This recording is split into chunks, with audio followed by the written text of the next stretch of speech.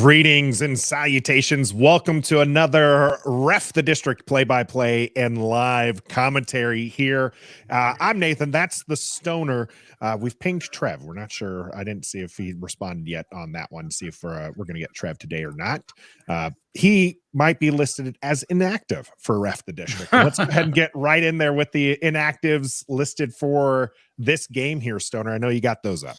I do. Let's see. We've got good old KJ Henry, who is going to be inactive for Washington. All right, KJ Henry.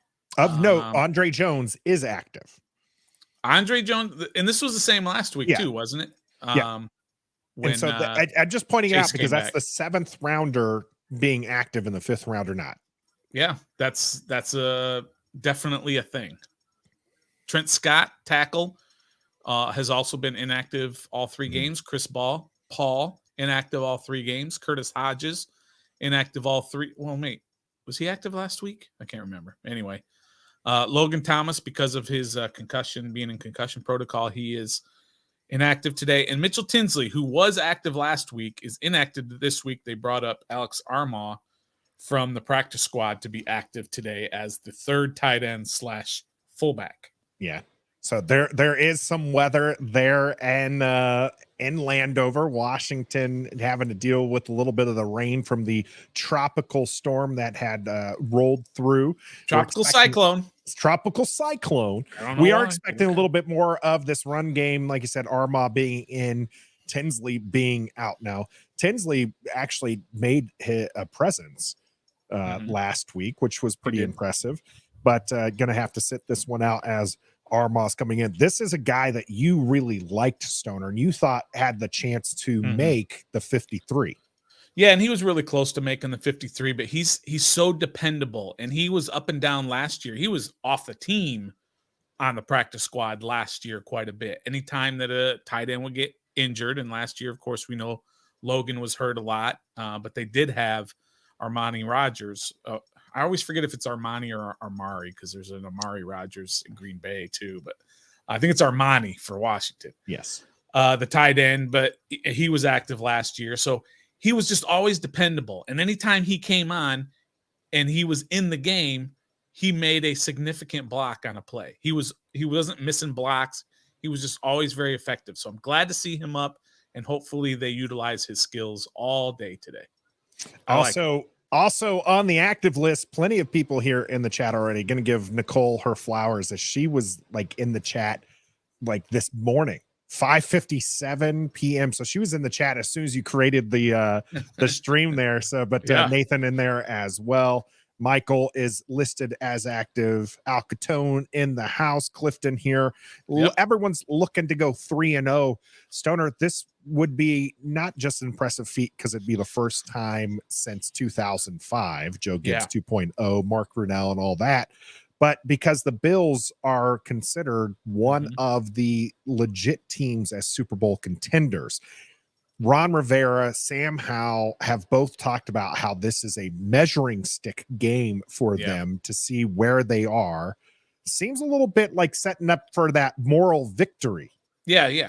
And I think that's okay too, by the way. If this does come out as a moral victory, we can talk about that if and when that does happen. But look, the rest of the league is not yet on board with the Commanders. They look at the Commanders from afar and they see 2 teams that they beat with a combined 0-4 record, 2 teams that are expected to be at the bottom of the standings. 1 team, Arizona, is expected to be the worst team in the league.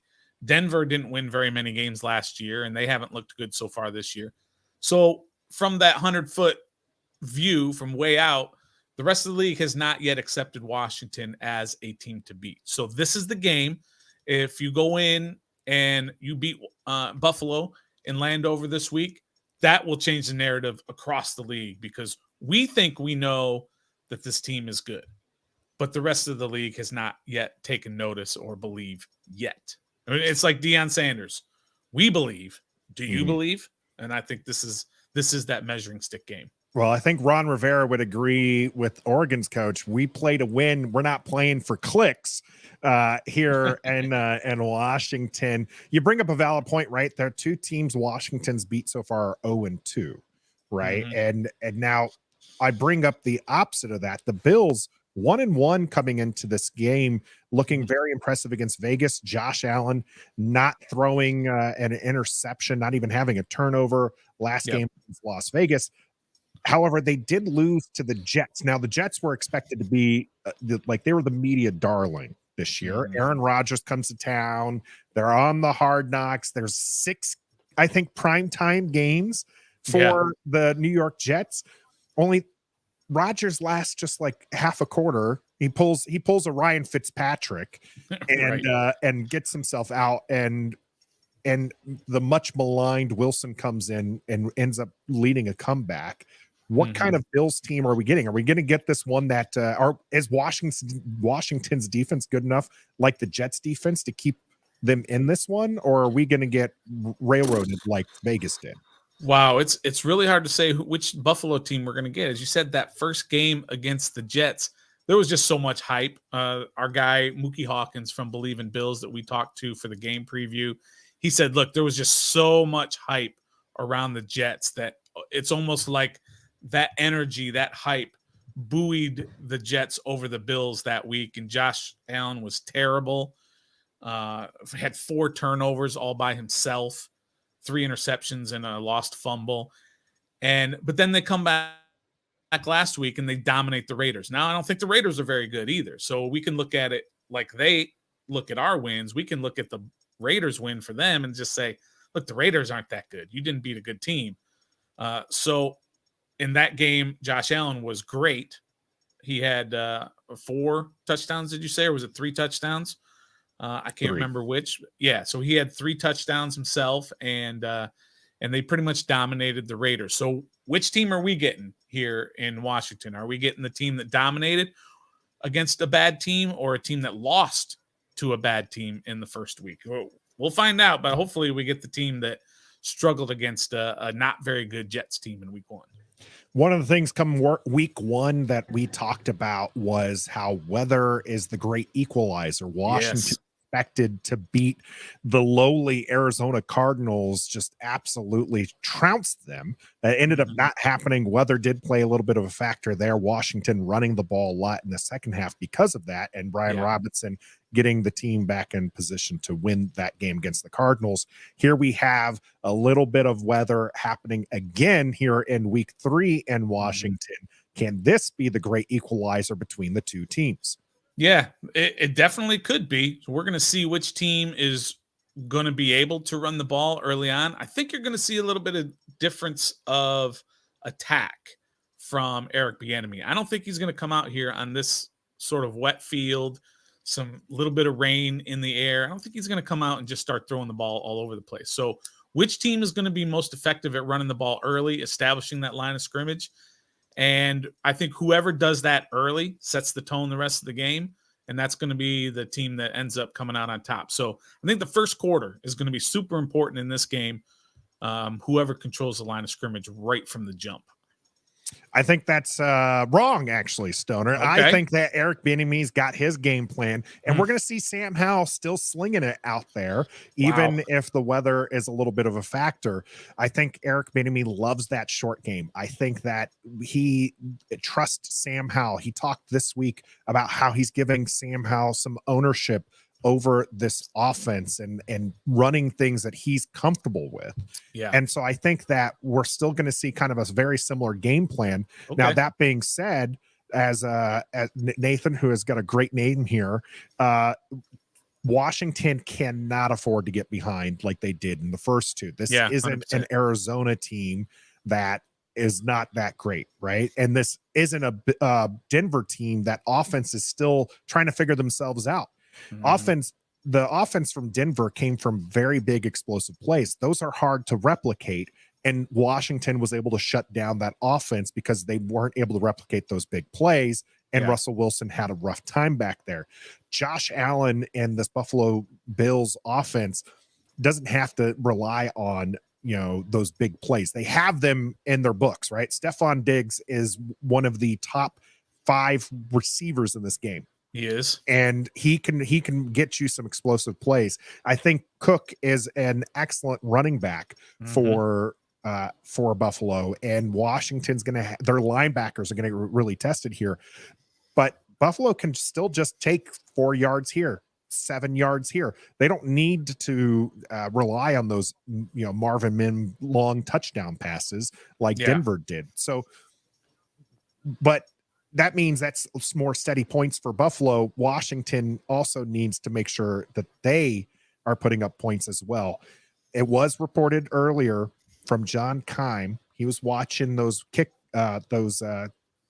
practice kicks there from Joey Sly. He was 2 for 2 from 50 plus yards. More importantly, he says Cheeseman snaps were looking good. Do you think that is going to be a factor this game? Well, I mean, everything's going to be a factor. What's not a factor? Turnovers are a factor. Secondary players are a fact. Secondary meaning like not the stars, like the Gabe Davises and Jahan Dotsons of the world. They're going to be a factor. Linebacker play for both sides is going to be a factor. Are we going to be able to control their running game / short passing game? Are we going to be able to keep Josh Allen in the pocket? Are they going to be able to control Brian Robinson and freaking AG Antonio Gibson? Are they going to be able to control this Washington screen game that we highlighted last week? It's just going to be a whole lot of that. I'm excited to see it, but for sure, what you brought up earlier is that Washington cannot get behind to a team like Buffalo. Denver's another story. Arizona's another story. You can kind of shut down those offenses when you figure it out. But Josh Allen and this Bills team, that's not something that if they get up early that you're going to be able to figure out how to shut them down. I don't think. But Michael brings up a good point where we're talking about weather. Buffalo deals with bad weather all the time, especially up in Buffalo late in the year in December and January. They know what they're doing in this bad weather.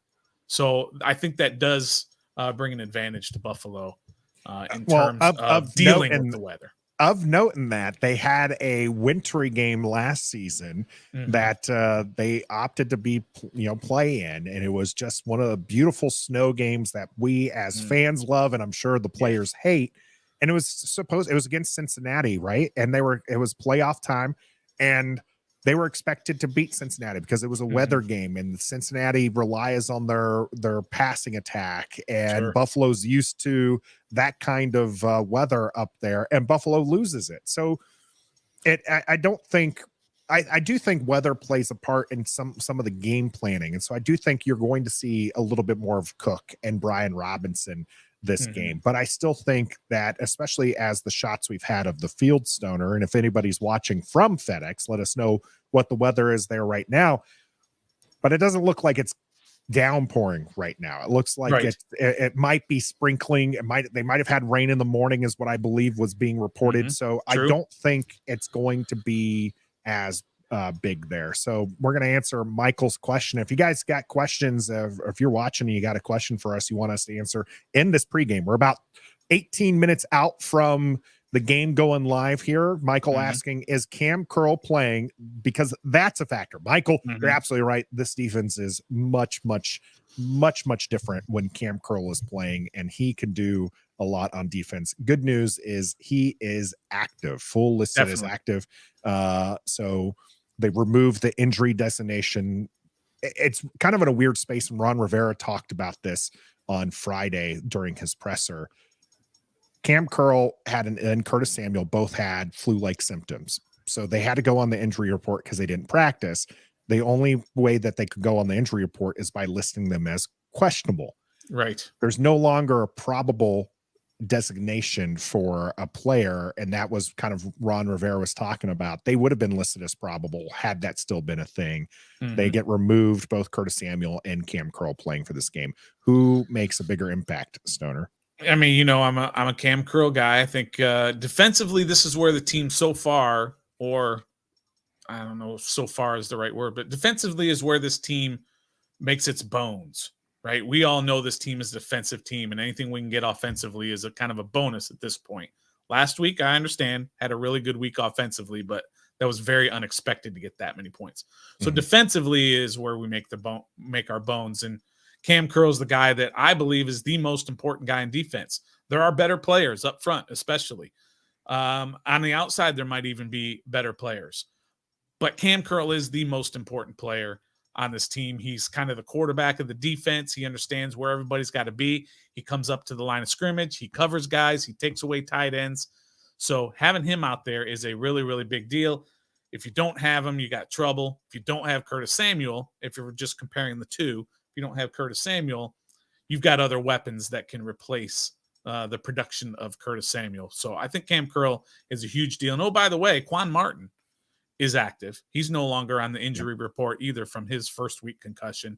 So he'll be out there, and it'll be interesting to see if he gets in a lot of snaps and if he makes a contribution at all. Cam Crow, you mentioned in coverage, likely going to be covering the country club duo of Dalton and Dawson. What do you expect with those tight ends from Buffalo today? Yeah, I like to make fun of their names because they don't sound like football names. They sound like lacrosse names, Dalton and Dawson. But look, they're talented fellows.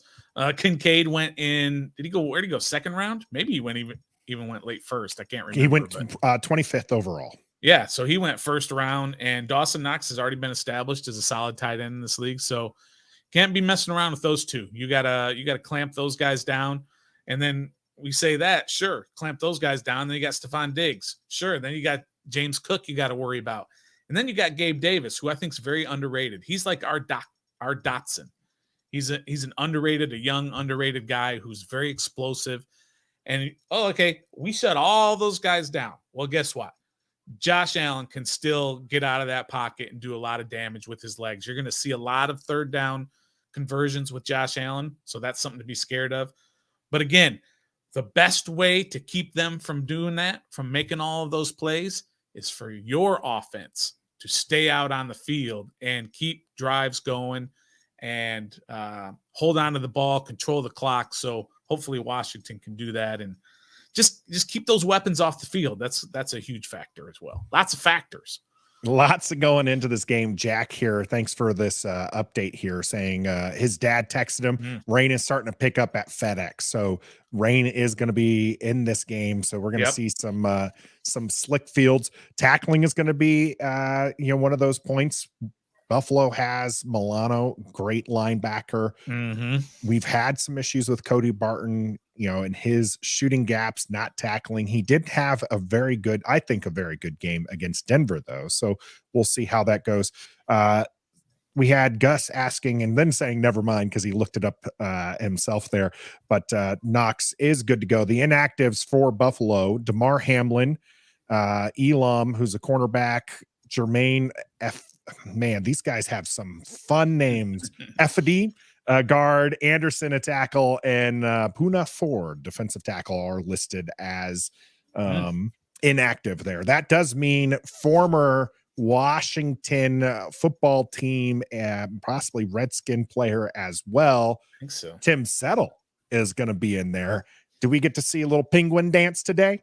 I hope not. I don't think we will. I mean, the guy doesn't play that many snaps. He's in at about 20% of the snaps for them.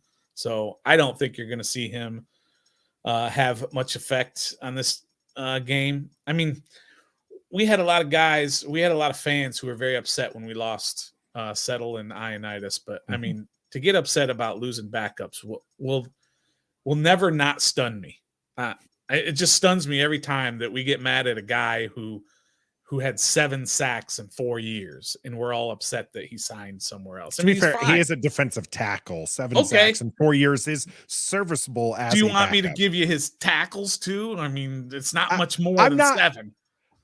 I'm not saying it was bad. Yes, the reason bringing it up here now. Yeah, here's the reason why, Stoner, is okay. People get invested in these players, right? Sure. It's just like the team gets invested in the young talents. Why draft picks tend to stick around compared to undrafted free agents, right? There's some investment there for them. And so I think fans get tied, and we love the little waddle that Tim did. Matt Ioannidis had one really good season for Washington. Then he gets injured, and then he didn't have nearly as effective season as we changed defensive line coaches and defenses. And so, you want to see those guys on. The other aspect I would say to it is kind of, you want to keep quality people on your team. And we saw those players as quality, especially when you're looking at, Jonathan Allen and Deron Payne. This was before Deron Payne signed his extension here. If Deron Payne leaves, you're going to want a Tim Settle or Matt Ioannidis to hold it until you can maybe get somebody who is back to Deron Payne level of quality. Now, Washington ended up filling the hole with John Ridgeway, stealing him from the Dallas Cowboys. And then they tried filling it with Fedarian Mathis, but the second round curse seems to have played a little bit of a role there. So that's why I think you see it. Okay, that's fair. That's fair. I got a couple of points here to bring up, as I know we're getting much closer to game time. We're about 10 minutes away from kickoff. It was really cool to see all the legends out there today. At FedEx, it's Legends Day, and they brought back homecoming 175. Game, yeah, which confused me because I thought week 1 was that, but that's that fine. was welcome home. My bad. But I like it. Let's do it every single home game. You only get 8 of them. Sometimes you get 9. Like last year, they had 9, and this year is 8. Next year, 9, back and forth. They only have 8 of them, so why not? Celebrate them every single week. But it was really cool to see a lot of guys that, there are the typical legends that you're always going to see at these games. The Santana, because he works for the team, and Smoot and Fletcher, just because they work for the team. But it's the same guys you usually see, the Gary Clarks, Mark Rippon, guys like that, Dexter Manley. You're going to see those guys pretty much most of the time. But now you're seeing guys who played for the team, went to other teams, and then now they're being brought back into the fold. Guys like Orakpo, right? I thought that was a big one. Lorenzo Alexander. Yeah, Champ Bailey week 1, right? So that was Champ Bailey was one, yeah. I love Lorenzo Alexander's shirt, by the way. So he of course played for both of these teams that are playing today. And so he just is wearing a gray shirt with black text that says beat the other team. So he's right. Not trying to show his allegiance. Although if he sits there in a suite and watches the game, he better be cheering on the burgundy and gold. That's true. But I just think it's a really cool thing that they're doing. And every one of them says the same thing, is that the vibe is different. The energy is different. And we all kind of know that, but they don't really know that until they start coming back and experiencing what it's like. And the team sent them all out these care packages to get them ready for the game. Every single one of them. Our guy, Anthony Armstrong, shared his on social media. And it was it's really cool. It's so different. And we keep saying it every week, but it's hard for us to grasp it because we're just not used to it all these years, that we were the laughing stock and everything was just a mess. And now everything is so professional and it's just a lot of fun. I'm glad that they got all these guys back this week. Over 175 former Redskins players are there this week. Pretty cool. Yeah, you can see that it is going to be a very interesting game as the rain is coming down there at Landover. They showed the field. They're showing a little bit of people walking in. Buffalo Bills fans travel. Yep, there's plenty. And so this is not going to be like Arizona where it was kind of a 90-10, in favor of Washington fans. We're going to see quite a few more Buffalo fans here. Yeah. Washington hoping to shut them down and not be too excited there. Of important note, sorry to completely just move off from the legends as the game is getting close there. Josh Allen, it was a stat I saw up here earlier, is looking to go back-to-back games for the first time in his career without an interception. So he did not throw an interception at Vegas, and now he's looking to replicate that here in Washington. Let us know whether or not you think Josh Allen is going to throw an interception. Hit that like button if you think he's going to throw an interception here against Washington. Get in that comment section with your prediction, as well as we have the reporter here covering up. Can't get that hair wet. Oh, wow. That is a lot of blue on that side of the field. That is, there's going to be a lot of blue. Don't stress about it. We're not. This organization is not 100% back. When this team starts winning, that blue is going to become less and less.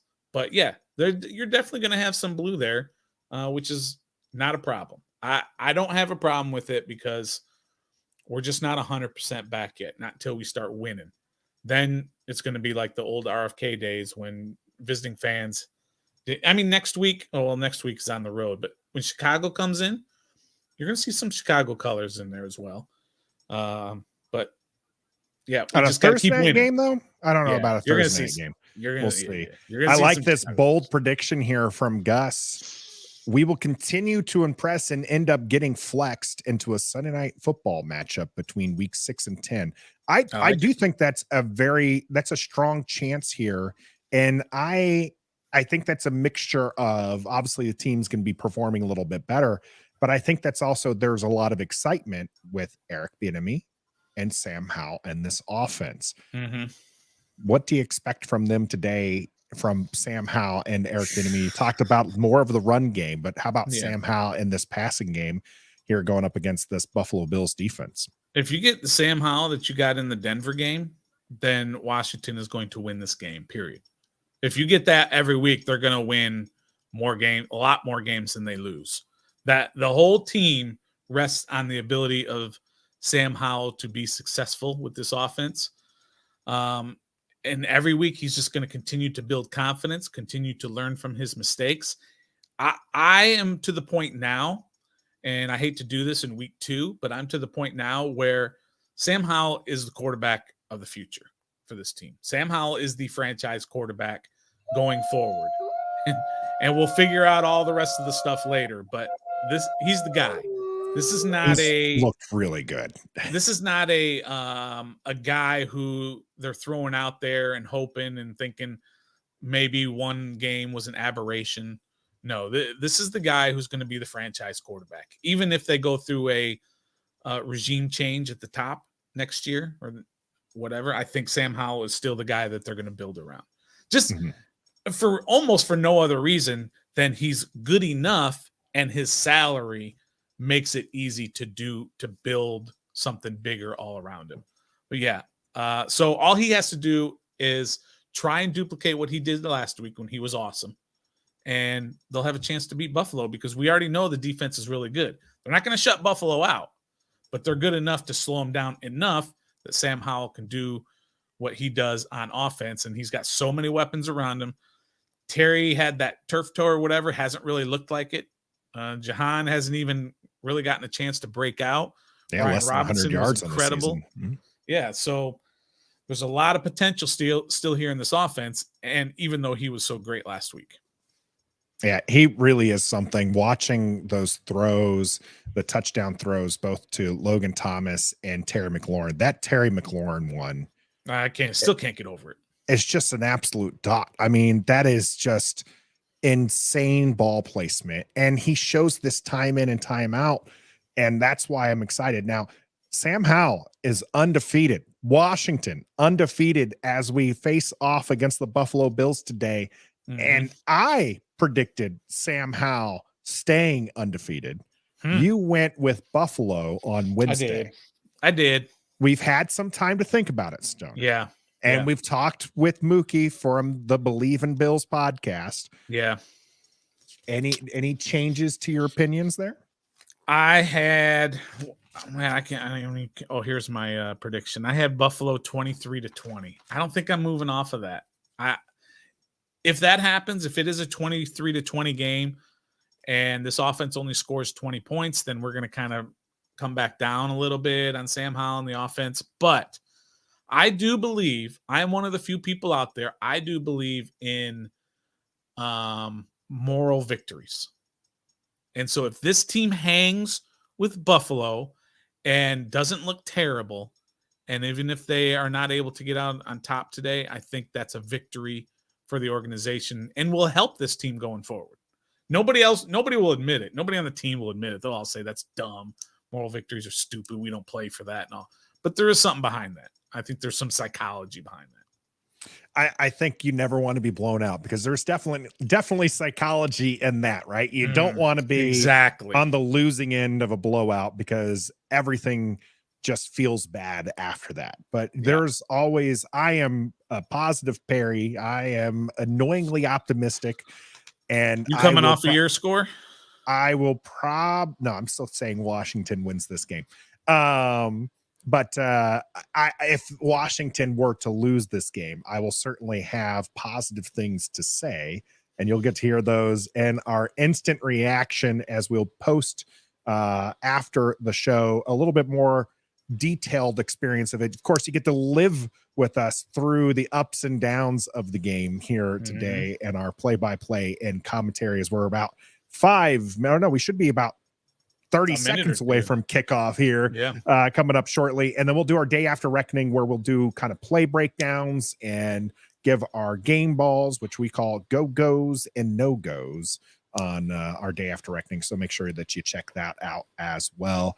We've got Daniel taking Washington 24-17 in this one. Gus Bus giving us the Super Bowl score. That would be wunderbar. That's just absolutely wonderful if it ends up can you define wunderbar? It's German for wonderful. Okay, very nice. Yes. In our community page, we had over 1,500 votes, and it's 87% Washington. Sure, that's a little bit skewed towards Washington. Oh, sure. We are Washington, but still, I voted, and I voted Buffalo. I was one of the 13%. You're one of 13 who voted Buffalo, but yeah. That is impressive that we're just so, I think it's just we're so excited about this because we did see Washington polls that we've had last season where that they'd started to skew towards the away team as we started realizing, hey, maybe, these were just not that good. Right. And but this one here, Buffalo, by the way, the line has changed again, and it's changed here within just like the last half an hour, only 5-point favorites right now. I would expect Washington to cover that. Obviously your score lends itself to that as well. Kafka in here in the chat is a Buffalo fan. We appreciate you joining us here on this play-by-play and commentary as we're about to get this game underway. Buffalo pumped. Bills against the Washington Commanders here on Ref the District. Let's go. Oh, man. Go ahead. I was just going to say, as a reminder, we are a little bit delayed, so please don't spoil anything in the chat. Wait until we talk about it before it happens. Joey Sly going to kick this one away here for Washington, and it is underway. This is a deep, big kick, and Buffalo will start at the 25-yard line. By the way, the rain's picked up enough. Ron Rivera was walking around in like just this like light jacket, It looked like it was maybe sleeveless, just a hat and everything. Just then they showed him on the screen, and he got a bigger jacket on. The hood was over, so the rain is going to be coming down here. Let's see what this defense can do against Buffalo the first drive. Man, I always get so nervous at the beginning. It is. It's one of those things. So we'll see how Josh Allen handles this defensive front here. The Jets able to get to him. We are going to get a quick pass, and it's quickly snuffed out on the right side here as Cam Curl gets the tackle against Kincaid, but I believe that was Benjamin St. Juste, or was that Barton in on the initial contact there? Nice play by the defense to Buffalo. Tried to do a quick pass, and defense was all about it, ready for it, and held them to a 1-yard loss. Excellent play. Yeah, great start here for Washington's defense. That one wasn't this, even with the missed tackle, it didn't have anywhere to go. 2nd 11 here in shotgun. Allen Cook is on his left-hand side. It is going to be handoff to him, and Chase Young already getting his name called in the chat. Oh, love to see it there. Chase Young in on the tackle there. 3rd and 10. We got a 3rd down. We got to bring up the 3rd down clapping here. Let's get going. Jonathan Allen helping out with the tackle. Even Chase Young is calling for those chants here. Get this defense pumped up. All right, here we go. 3rd and 10. And shotgun. Cooks, or I'm not sure, 28 is actually not Cooks. So goes out there. Josh Allen looking to pass. He does have some time. He's going to get flushed out of the pocket. He has some space. He's going to end up running for the first down. That's his legs. That's what I talked about. A lot of times on 3rd down, when everything breaks down, guys are covered. Josh Allen is the difference maker. And in that play, he had a lot of room to bust through and picked up a first down for Buffalo. It was only a 4-man rush, and they almost got him. Josh Allen was able to slip out and get an easy first down for Buffalo. Yeah, Deron Payne there kind of pushing himself into the center, opened up a running lane for Allen, who's now under center. Gonna fake toss this one out, and Deron Payne said, "You know what? I'm gonna make up." No, thank you. Said, "Sit down." This is gonna be the Deron Payne series again. First play, would love to see it. Knocks him down for a loss. They're not playing. You ain't fooling Deron Payne. Nice play, Deron. That's a good question. HT and Great Watuvi there talking about a spy on Allen. Do you spend a defender on him to make sure that those plays don't get underway? 1,000,000,000% I would. Absolutely. Let's see if Washington, Jack Del Rio agrees with you. We'll see as he's under shotgun, 2nd and 12 here. Allen launches this one out, and again, not going to go anywhere. Dalton Kincaid, Jamin Davis is right on top of him, bringing up another 3rd down and relatively long here. It should be 8 yards. Yep, 8 yards. 3rd and 8.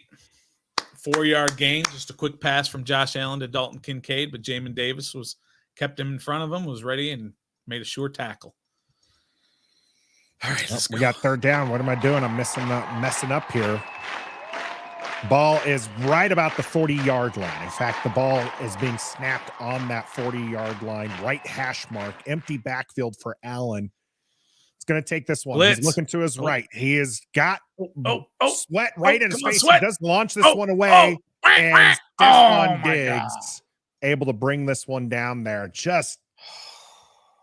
I mean, you almost do everything right as Washington.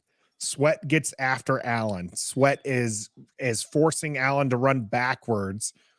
And Forbes has fairly good coverage here on Stephon Diggs. This is a little bit of a scramble drill. And it looks like, this is we've talked a little bit about that. I mean, he was right there. Forbes was right there. That was decent coverage. I'm not going to say great coverage, Stoner, but that was decent coverage. Well, it was really good coverage till it broke down, and then he broke away a little bit. It's going to be a free play here as Andre Jones was offside. Knox is going to take this one, though, for a first down. St. Just in on the tackle. Andre Jones getting a little ahead of himself.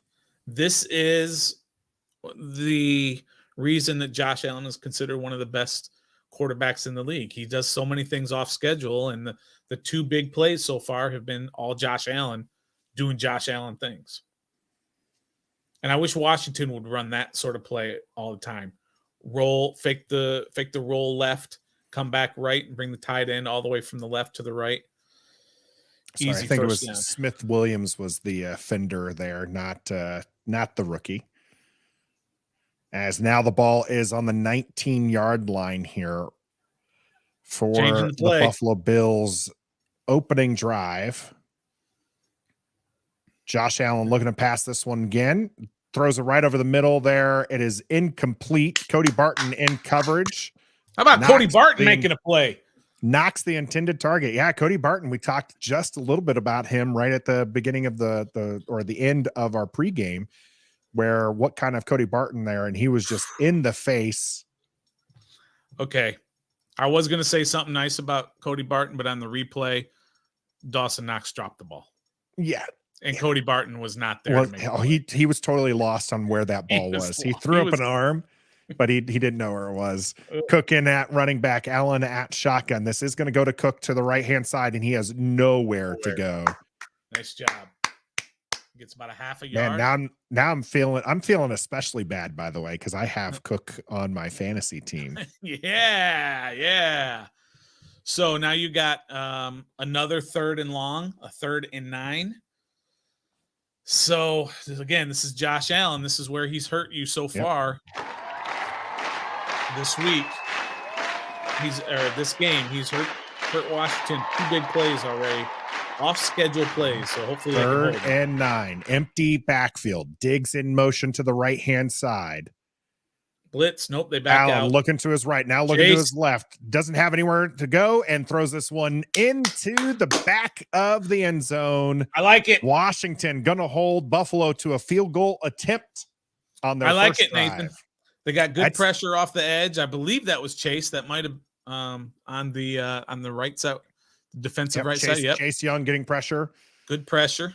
Forced Josh Allen to step up. He still didn't have anybody open, and he threw it out of the back of the end zone. Nice play from the defense. Bend, but don't break. Tyler Bass out here to kick. John Keim reporting that his 50-yard attempts were being pulled. So this will be interesting as this goes up and away, and it is 3 points for Buffalo. All right. Let's start this off. All right, Nathan. First drive, Josh Allen was doing some Josh Allen things, and they had a couple of nice plays, 2 big third down conversions, one on a Josh Allen run, one on a completion where he had to scramble and threw. I thought it was a duck that he threw, but man, it was right on the button to Diggs. But Washington's defense stiffened once they got into the red zone and held them to the 3 points. Can't be too mad at that. Can't be too mad at that.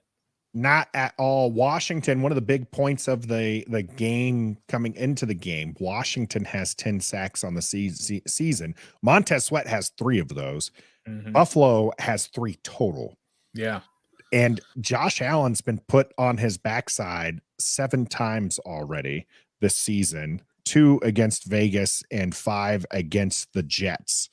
So Washington going to need to replicate that New York performance to, kind of slow down this offense. You mentioning that kind of big run by him up the middle, and that running lane was closed off during that last offensive play with Chase getting down there. Josh Allen steps up in the pocket, and I believe it was Jonathan Allen who swung to close off that center there and prevent or force Josh Allen into a bad throw. Yeah, and exactly what Chase did on that particular play is he didn't rush so far wide that he gave Josh Allen that lane to go outside. When he started to come wide, then he brought it back to the middle, which forced Josh Allen towards the middle, towards what? Towards the rest of your defense, towards the Jonathan Allen, as you just mentioned. And that forced him to throw the ball away rather than possibly scramble out to the left side. That's what Chase wasn't doing, especially his second year. He was going so wide that he ran himself right out of the play and allowed these quarterbacks who can move to get outside and be able to either run or find an open receiver. So nice job by Chase there. He is adapting to what the coaches are asking him to do lately. And that's the difference right there. We saw that on that third down play. Mm-hmm. That's the difference of what Chase was doing in his second year and what he has done so far this year in a game plus 1 series. HT here, close. Chase can't close. He can. And also there is significant studies that have been done on this. QB pressures are, while not as good as a sack, are effective at changing the game. It's why Montez Sweat has been, on the upper tier of edge rushers. Is he's not closing, but he's affecting the play. And when your defense can come around there, that's a big deal. And you kind of mentioned that there with Chase Young affecting the play and, having help with the rest of the defense. Maybe it's not a sack. Maybe it doesn't go down, in the books, and it's not something he can, talk about in his contract. But it is still an effective play here as we're going to see the Washington's offense as Bass gets ready to kick this one away. It is up. Antonio Gibson is back there. This one is returnable, and he is going to take the opportunity. He's going to go up. He's past the 20. He's going to get past the 25-yard line, and I will take that. Yeah, absolutely. I hate when we return and we don't get to the 25. Right. Just take the 25, but he did get past the 25-yard line there. So Washington's going to start this one with Sam Howell. Third start of this season. He is undefeated, 3-0. Can he go 4-0? He's the third quarterback to win his first 3 career starts. You got Cole Turner in at tight end, motioning out to the right-hand side. Sam Howell is in shotgun, delayed handoff to Brian Robinson, who's going to go up the left-hand side. He is dragging bodies for about a 7 or 8 yard gain. Nice. Beautiful. Love it, love it, love it, love it, love it. Run the bleeping ball. Hold on. That's on a different page. There we go. Try it again. Run the king ball. I like to add the king ball because it makes it sound a little. Michael, you're right. No one gets paid for pressures, but it is something that is true. Is being looked at. So it is going to go empty backfield as Gibson flushes out to the left-hand side here. This is that passing offense that I told you about. Look for maybe something short here on 2nd and 3. It is, and it is straight to Terry McLaurin for a Washington first down. First down. Nice I got to remember to get it. this microphone just a little bit away so I can do those a little bit more effectively here. Excellent job on the first 2 plays. Had a nice running play, which for B-Rob, 8 yards, opens up the entire playbook. Quick pass out to Terry for a first down. No complaints. Love it. Washington on a 1st and 10 ball at the 39-yard line. Here we go. A handoff to Brian Robinson, who cuts this one back up to the middle there and pushes his way forward. We'll take the 4 or 5 yards there. Got some John happening between the line. I like it. Nice job so far. I'm very happy with they're not coming out pass happy like they have the first 2 games. So in 3 plays, it's only been 3 plays. I get it, but they've run the ball twice. I'm so happy right now. This could be the best run to pass ratio that they have all day. It was a 5-yard run there. By the way, Brian Robinson looking like his helmet's already like dinged up here. Brian Robinson's going to be in motion out to the left-hand side. Curtis Samuel's in the backfield as well, but this is going to go to the right side and caught by Terry McLaurin for a first down. I love it. So the offense today, run B-Rob, throw to Terry. And this is kind of like a back shoulder throw type. It wasn't really back shoulder, but it was throw it before Terry's even ready even though he's covered, but throw it short. And Terry was ready for it, turned around, and the ball was right there. Great timing with that one to get that one out to Terry McLaurin for that first down. We got an under center fake handoff to Gibson. This is going to be launched out there to Cole Kerner. That was a dot. This one. That is another Washington first down. Nathan, that was a dot. That was a bullet. And he just he zipped that right down there. Beautiful throw. You'll notice that the pass was a little bit behind there. Jones getting some pressure in on Sam Howell, kind of throwing that a little bit early because of that. But also Cole Turner, if he throws it in front of him, there's a defender right there. So that was a ball that only Cole Turner could get. De'Ami Brown in motion. Now we're going to have a Sam Howell just has to get rid of that one. Sam Howell sacked. As he's getting that pressure, he looked to his check down. And the check down was there and available. That's the greediness of Sam Howell. And the check down was there and available, and he decided not to go to it. Sure, none of his main guys were open, but when your check down is sitting right there for you, just check it. Even if you don't get any yards, even if it's 0 yards. Look, right there, he checked, and then he decided not to throw it. Oh, those make me mad. Started to go up the middle. That was a loss of 8 there on the sack. 2nd and 18, bringing Washington back to the 37-yard line. He's going to fake to Gibson. Now he's going to take this one off. And that's another sack. I'm surprised. It is going to be another sack. I'm surprised we don't see a flag there. It looked like he hit him in the helmet. I didn't notice that, but it looked that was either a broken play or he had that quick pass and didn't see it and decided to try and run for it. But either way, it's another loss. They lost a yard. So now they're 3rd and 9 from the 35-yard line. No, it was shoulder. So yeah, whistle was definitely blown, and they're definitely still going to throw him down there. Yeah. But now we got 3rd and 19 here for Washington from the 35. This is typically where you'd see kind of a draw or screen. EB's electing to make a big pass, and this one is launched, and this one is intercepted. De'Ami Brown, the intended target, and Bernard with the interception. Same thing he did last week where he had a guy and he just didn't get it over the linebacker / safety who was underneath and leads to an interception. Yeah. Everything was going great in that drive. May I just point out that it was going great until they got pass happy. They were running the ball very well. And then they started throwing it on first down, throwing it on second down, throwing it on third down. And you went from first down at the 21-yard line, I believe.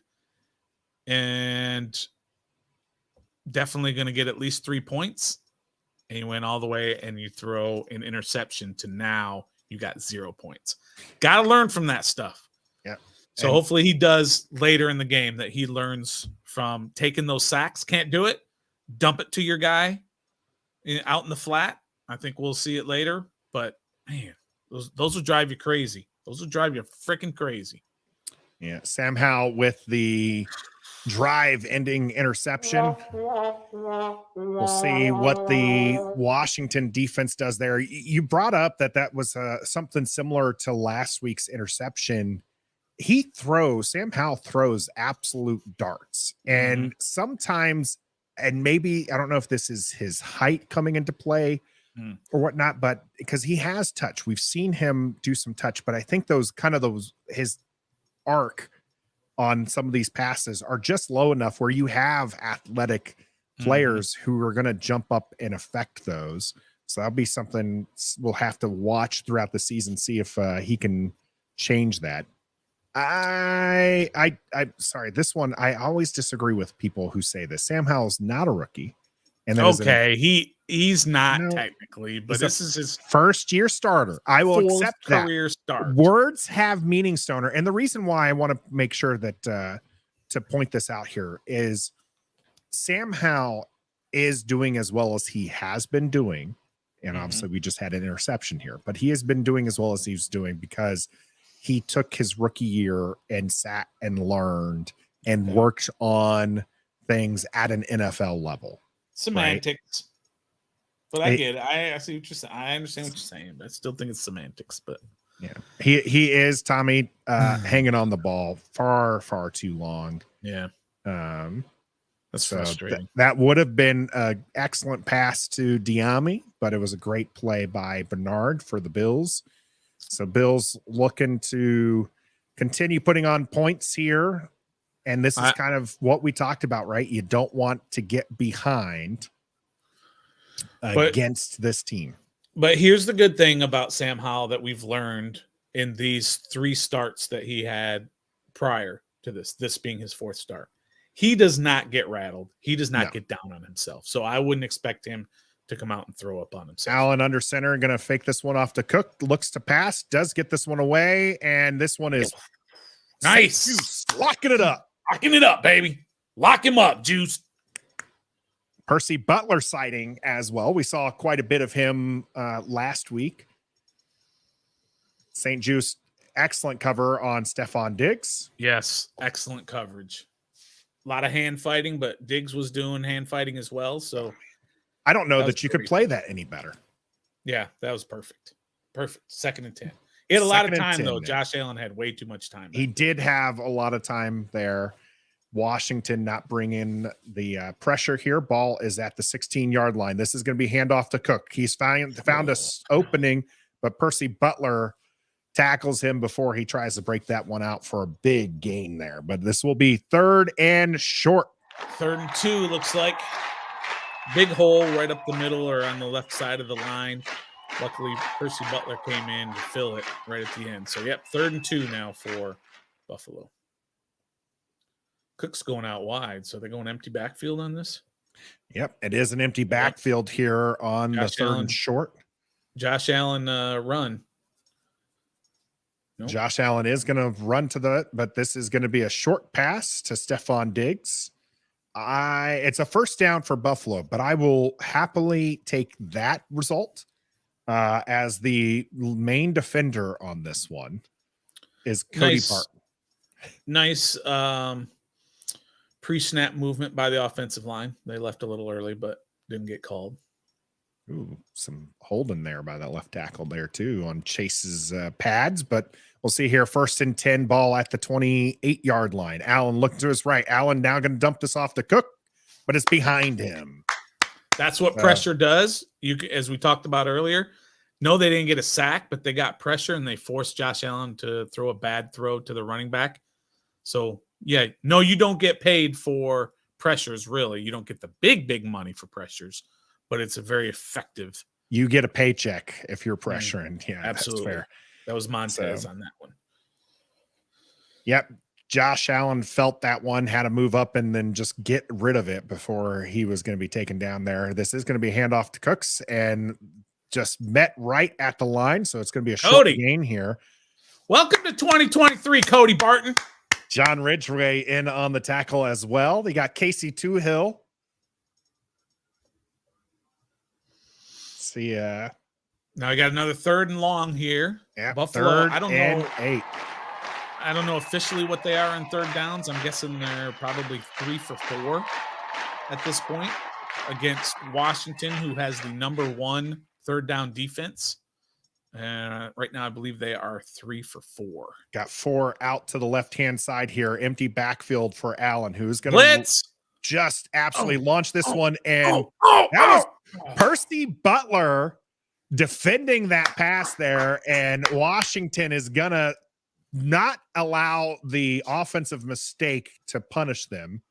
You know what I loved about that particular play is they did bring a blitz. Ooh, what nice job by Percy Butler. They did bring a blitz. Almost picks this off. 2 extra guys that put the pressure on Josh Allen to throw that. Yet when they threw that down to Stephon Diggs, it looked like the rest of the whole team was there. It looked like they had 13 guys out there on D. Punt is away. Backing all the way up and watching this one bounce into the end zone. Ooh, that was close. Is Jamison Crowder. Yeah. Yeah. Jamison Crowder was just backpedaling probably a good 15 yards there and decides he's going to let that one bounce. And thankfully it bounces Washington's way and it lands in the end zone. But I mean, just barely. Just barely. Sean says here they are now 3 for 5 on 3rd down conversions because they didn't get the 3rd down in the first drive because they ended up kicking the field goal and then that one. So good job again for Washington. They did give up 1 first down on the 2nd drive, but they did a nice job of holding them to a long 3rd down attempt. Got some pressure on Josh Allen and forced not a great throw into the middle of the field where there's a lot of defense there. Michael throwing shade at the former returner for Washington. He's still on the team now. You got to support him. It's still on the team. Coming back possibly against Chicago. By the way, I got this in the mail yesterday. Came just in time. It's like this lightweight quarter zip with just the W. That's all I need on my Commander's gear. I just need this W. I don't know why it's so good, but that's all I need on all my gear. It's a nice, simple, clean logo. I like it a lot. I like it a lot. So Daniel feels a big play coming. All right. Let's hear those play predictions in there. Do you agree with Daniel? A big play is coming, or are we going to see a little bit more of running the ball? I will put half of my 401k that this play, the first play in the 2nd drive, will be a run. I don't think they just threw an interception. They just had 3 plays where they went sack, interception. I think they're going to run the ball this first play. Or they trust. Chill out, Eric Bieniemy. Chill out. Run the ball, man. Good Lord. I just want to see more Washington first downs. I want to see, again, this offense was moving. This offense had a good rhythm to it. Broken down there with 2 sacks and then the interception there. But Washington has shown that they can move against this Buffalo Bills defense. Stop that man from dancing. Why they always Buffalo Bills fan in there surrounded by burgundy and gold, and he's grooving. He did some pregame in there. There's some more Buffalo Bills fans here as Washington's going to start this one. They always do this they always show the away team fans no matter what game it is. Yeah. I don't know why they do that. Ball is at the 20-yard line for Washington. It is going to be a handoff to Brian Robinson, who is just so dang on hard to tackle. It is only going to be a gain of a yard, but I mean, it takes half the defense to be able to take him down. My 401k has got a little bit of extra juice in it now since I bet half of it that it would be a run, and it was definitely a run. So good for Eric Bieniemy, even though it only got a yard and a half. Now you got 4 throws and 3 rushes in their 7 plays. Back in shotgun, Dotson motioning out to the left-hand side. This one is going to be looking towards Dotson and is just too far outside for Dotson to get to. So it'll be 3rd and 9. Good drop by Milano there from the linebacker position. He dropped back, didn't fall for any sort of play fake, and got in the passing lane, which caused Sam Howell to throw it further outside than he wanted to. And now it's another long 3rd down for Washington. So here we go. 3rd and 9. In shotgun. Gibson in the backfield. Pass rush was initially picked up. Sam Howell's going to eat this one again. 3 sacks taken down already for 10 yards.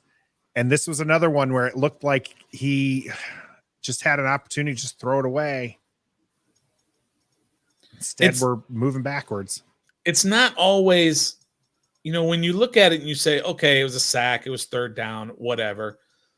But I'm big on the psychological stuff, Nathan.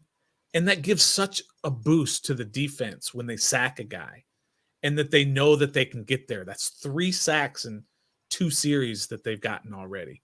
It gives such a boost to them that you just got to throw it away.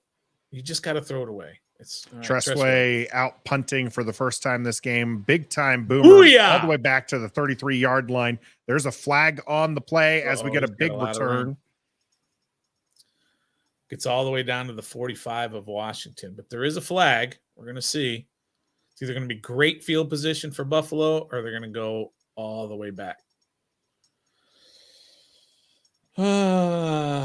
23-yard return for Hardy. So by the way, 3 sacks here by Buffalo already today means they've doubled their season total. Unbelievable. In the first quarter here. Now look, that was a blitz. You got to that was on Washington. It's on Washington. That's going to be added on. They're going to be in Washington territory. What do they have on this? Holding? They were already in Washington territory. Holding. Now they're going to be called holding like here. 35-yard line, I think. Mayo, Miracle Whip getting his name called here in the wrong way. The quarterback has to recognize that a blitz is coming and either change the play or change the protection or get rid of the ball, period. So I always believe that blitzes are on the quarterback. Sacks off of blitzes, that's the quarterback's responsibility. He's got to notice that. And he got blitzed and had a free rusher. That's not on the O-line. What are they going to do? There's 6 guys and there's 5 picked it up. I mean, yeah. They held it long enough that you should be able to get to your quick read. Man. So another slow start for the Washington Commanders. That's a huge penalty, really. I don't know. Maybe he got that on the snap, and maybe he prevented somebody from blocking the punt by holding. So you can look at it that way. Have to go back and look because it was a quick flag. I don't think it was during the return. But, yeah, they've got the ball. They won't show a wide shot because why should they? Yeah, everything nice up and tight here. 47 seconds left to go here in this first quarter. Washington down 3-0. They, all things considered, I mean, they've only run 5 less plays here. It is a fake to Stephon Diggs as Allen's looking to pass this one. This is a deep pass, wide open Gabe Davis as Derek Forrest is unable to get to the pass in time. No flag on the play, so this one's going to stand. That's the guy I was most worried about. I tried telling everybody that Gabe Davis is the real deal, but I mean, he didn't do much, but still. Yeah. He just went out for a pattern, and Josh Allen threw an absolute dime to him. Derek Forrest is going to want that one back there as he got himself turned around a little too far, not able to make that one up. So after the punt, the penalty, Washington gives up the touchdown and the extra point. now down 10-0 here in the first quarter. Well, and that, my friends, that's a case of not getting enough pressure on the quarterback and having him just be able to stand back there, let that route develop, and just throw a dime. He threw an absolute dime, Nathan. It was a good pass. Kendall Fuller passing him off to Derek Forrest. Derek Forrest unable to stay with Gabe Davis. And like you said, it wasn't like it was a dirty route running or anything like that. Right. I mean, he just ran a simple route and found himself wide open. Great pass there by Josh Allen to put the Buffalo Bills up 10-0 here. Washington needs to sustain a drive. I don't need a touchdown here, Stoner, but I need a sustained drive. Yeah. Yeah. You need to give your defense some rest. Yeah. Man. Patriot Clip's tired of the dropbacks as well, I see. Got to do something different here. HT's saying it's not a forced mistake. I'm not saying it was a forced mistake. I'm saying that you can see if you watch that replay again, Forrest saw that Gabe kind of faked the inside route running, and he turns around to run with that, and Gabe goes left, and Derek Forrest can't keep up with him. That's it. It's not a mistake. It's just that's the game of football. Yeah. And Fuller passed him off. I mean, Derek Forrest knew his assignment. He knew that's where he was, the guy he was supposed to be covering. So I don't think it was a communication issue. I just think that Derek Forrest got himself kind of a little bit of turned around. Not a mistake. It wasn't like he was way out of position. He just, got beat by Gabe Davis. Yeah, totally agree. And that's mostly because on the front end, they weren't getting any pressure on Josh Allen. And they're showing a replay now. Watch how much time Josh Allen has to just stand back there and wait for Gabe Davis. So Derek Forrest standing in the middle here to start this one, immediately runs out to the right, catches Gabe Davis, and see where he just turns and he starts to run just kind of straight line. Gabe Davis, once he makes that cut to the pylon, Derek Forrest just can't catch him. That's it. I mean, that's all that happened. It looks like he thought that Gabe was going to come towards him in the center and moved his hips that way. And then next thing you know, it's too late to get your hips turned in that other direction because Gabe is already going. So maybe it's not a mistake, but maybe he's Gabe Davis, quick twitch, wide receiver. You're Derek Forrest, a safety. Yeah. And he's just more athletic than you are. Antonio Gibson's going to let this one go. He's not going to run this one back here. Fran, you're absolutely right. Josh Allen is not your typical QB. He's going to be really tough for this Washington defense. Josh Allen is also the kind of QB teams are starting to want, right? Like everyone, of course, is looking for the next Mahomes or, whatnot, but everyone started kind of going for a Josh Allen type where they've got this bigger guy who can just launch the ball, run the ball.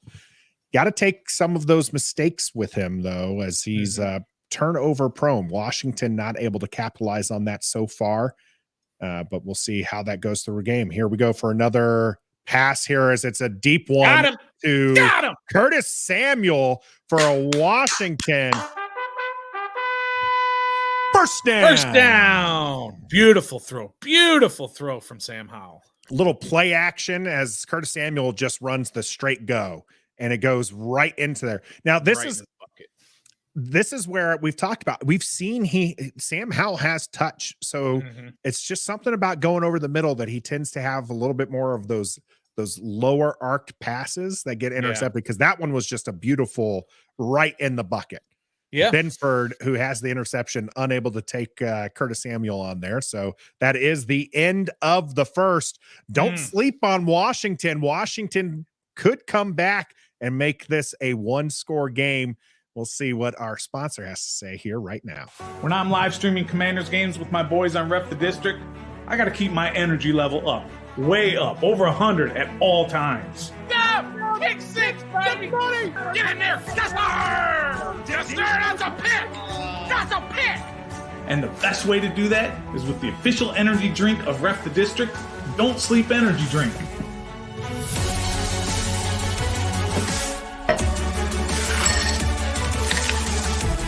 Don't Sleep supports those who believe in themselves. Head on over to don'tsleepenergy.com and enter the discount code DISTRICT to get 10% off your entire order. That's code DISTRICT to get 10% off at don'tsleepenergy.com. Don't sleep makes you great. Let's go.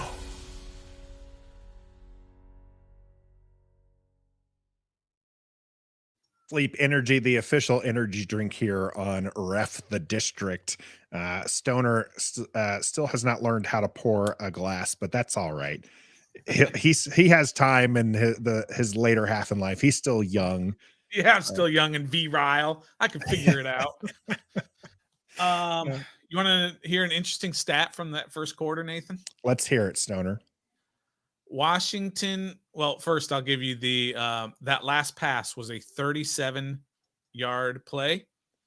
Washington's total yards 67 in that first quarter. Yeah, I was about to say that 37 came on one play right at the very end. But that's good. That's good.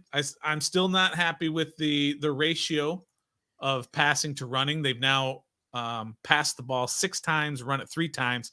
That doesn't count the 3 sacks. So they've gone back to pass 9 times and only 3 rushes. So when I was excited about having the first 3 plays were 2 runs and 1 pass, that was going to be the best ratio of the day. I was probably right because now they're at 9-3. So they're at 3-1 in favor of running the ball. I mean, throwing the ball. Come on. Box score. TJ saying it was a 35-yarder. Box score is showing 1 catch for 37 yards for Curtis Samuel there. So it was going by the box score. Yeah. It was a 30+ yard pass. That's an explosive play. Now, can Washington sustain the drive here? Is the rain coming down harder? It seems to be at least raining. I will say that. I don't know if it's coming down harder than it was. Trying to look at the helmet, see if we can see some more droplets or anything here as we have a Rodriguez sighting. Chris Rodriguez in on 1st and 10. That's usually a run play here. And it is Curtis Samuel to the left-hand side behind Rodriguez, unable to get to the line of scrimmage, though. We do have a flag late. Holding on Washington, I believe. That late? Yeah, it was pretty late, but that was after the tackle, but it is going to be holding. Holding on the defense. So they tried the old hold the offensive lineman to keep him from getting to the second level. Cheater. There we go. That's a Washington first down. I'll save the charge for Washington doing something good, which we didn't do as we ended the first quarter there. But great pass and catch there by Curtis Samuel in the quarter. Now we get another Washington first down. First and 10 here. Ball is right about the 27-yard line. Howell's rolling out. He does get this one away. That is Terry McLaurin for a 9-yard catch. Can you just, if you're going to throw it, do that. Do more of that. Roll it out. Quick throws. 9-yard outs. That makes me happy. I'm just not. I don't like him dropping back and standing back there. And they moved the pocket that time. So they're trying to get him going here. He's 5 for 782 with that interception. So it's not like he's outside of the interception. It's not like he's having a bad day, right? Sure. So no, just that one. Getting Terry McLaurin involved early here. 2nd and 1. Brian Robinson in the backfield to the left-hand side in shotgun. This one's going to be Howell looking to pass this one. Now he's away from one. Now he's going to be open in the middle. If he could just get down and not get injured, as there's a great block by Dotson. Sam Howell still fighting. Sam! All the way down to the 6 or 7 yard line. I don't know. That's kind of an offensive play by your QB that you just end up getting pumped for here as Sam Howell avoids the sack. Woo, what a spin. Avoids the next one. Just keeps going. Fake that, dude. Avoids the tackle. Gets tripped up. And he looks like he's going to run to the outside. Then he's just like, nah, let me try to take this one in, which was a bad decision, Sam. But he got pummeled. There was 5 white jerseys there, but we'll take it. Sam Howell getting a first and goal now for Washington. We didn't even get the charge. We were so pumped for that here. As here we go. Gibson was the backfield threat there. This one is going to be wisely thrown up and out of Why the don't end they zone run there. the ball? I don't get it. My man looks like he has a cut lip. Yeah. He got pummeled at the end. He Absolutely got pummeled. He did here. Yeah, he's not feeling great right now. He's not feeling 100%. He Maybe a looked cut at his finger, hand as well. Yeah, he's fingernail. he's bleeding bleeding. on the side there. He's got some Oh. red on the white pants that Washington's wearing today. Sam Howell now again looking to pass, does get this one away to this one's No, he's caught, down at the 1. but down at the 1 is Cole Turner. Nice catch, Cole Turner. Good catch. That was a diving catch there by Cole Turner. And he's up to get into the end zone, but it looks like they're going to call him down by contact. Yeah, he was tackled as soon as he caught it. Yeah. Absolutely being grabbed there. But this is absolutely a catch. Run the ball. Turner. Run it Great. twice if you have to. You're good for going on 4th down. Yes. Hopefully Washington doesn't need it here. As Washington's lining up, Sam Howell in shotgun, Brian Robinson right to his left. He's got Bates in front of him. Brian Robinson's going to get pushed back. Right, kick it. Kick it. You lost yards on that. Kick it. 4th and goal. Kick it. Do you go for it? Kick it. Or Kick do it. you kick it? Kick it. Let us know in the comment section here. I feel like you got to just take the points. Yeah, kick it. Kick it. If you want him to go for it, hit the like button on your YouTube on this video. Here we go. Washington is going to go for it here. Eric Bieniemy calling the play. Call timeout. Riverboat Talk it run. over. 8 seconds. Call timeout. Talk it over. Terry McLaurin in motion. Sam Howell under shotgun. Going to fake it to B-Rob. Sam Howell going to toss this one, and it is a duck. Take the ball!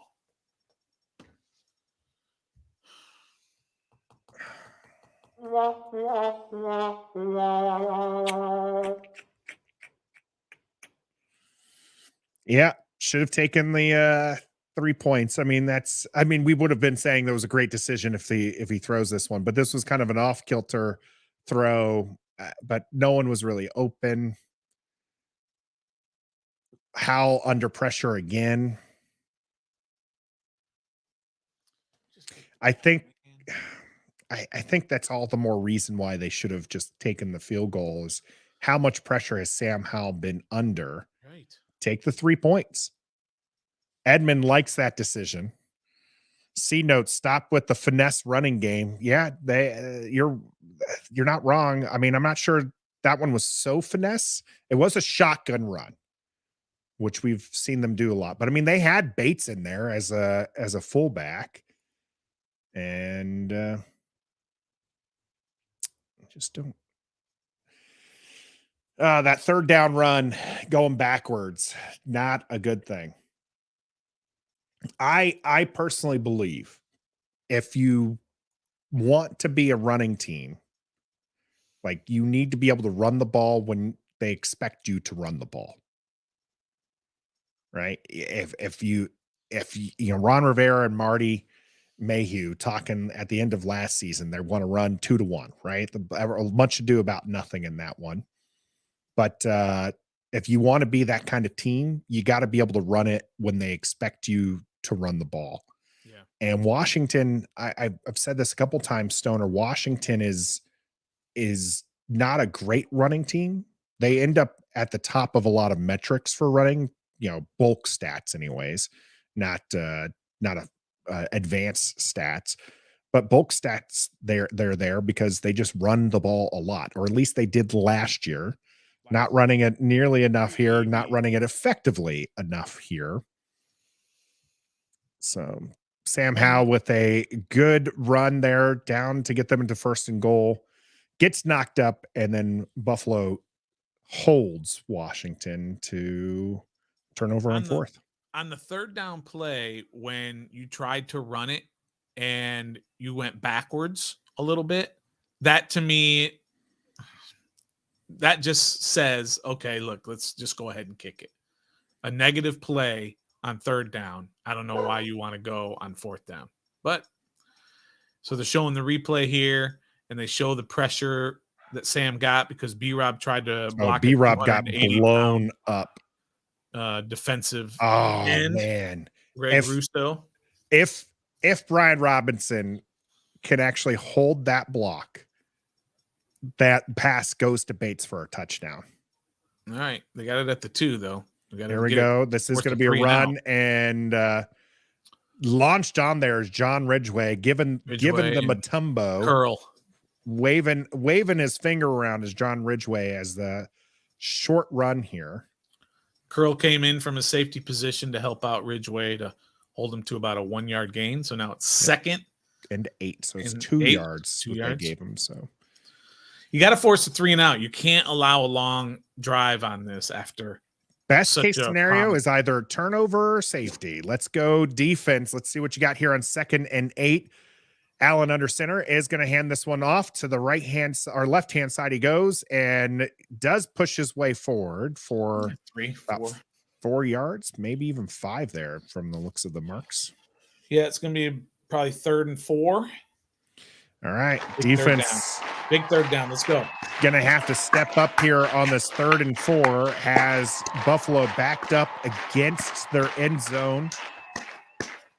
All right. Let's go 3rd and 4, Gotta baby. Match Buffalo's defensive intensity here. Come on, defense. Let's go. Let's see Chase Young. Let's see Montez Sweat get in there and affect this play here, because I think this is going to be a pass play. I don't think they go for a 3rd run in a row, and I'm right. Allen is looking to his side. He does get this one away.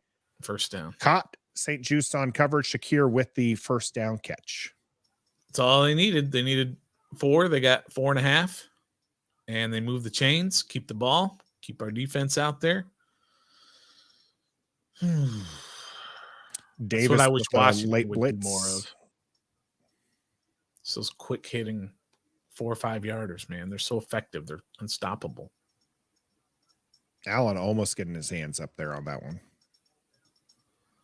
I mean, St. Juste had good coverage. Ron Payne, rather. Yeah, he had okay coverage. Yeah. I mean, here we go. Under center. Dalton Kincaid in motion.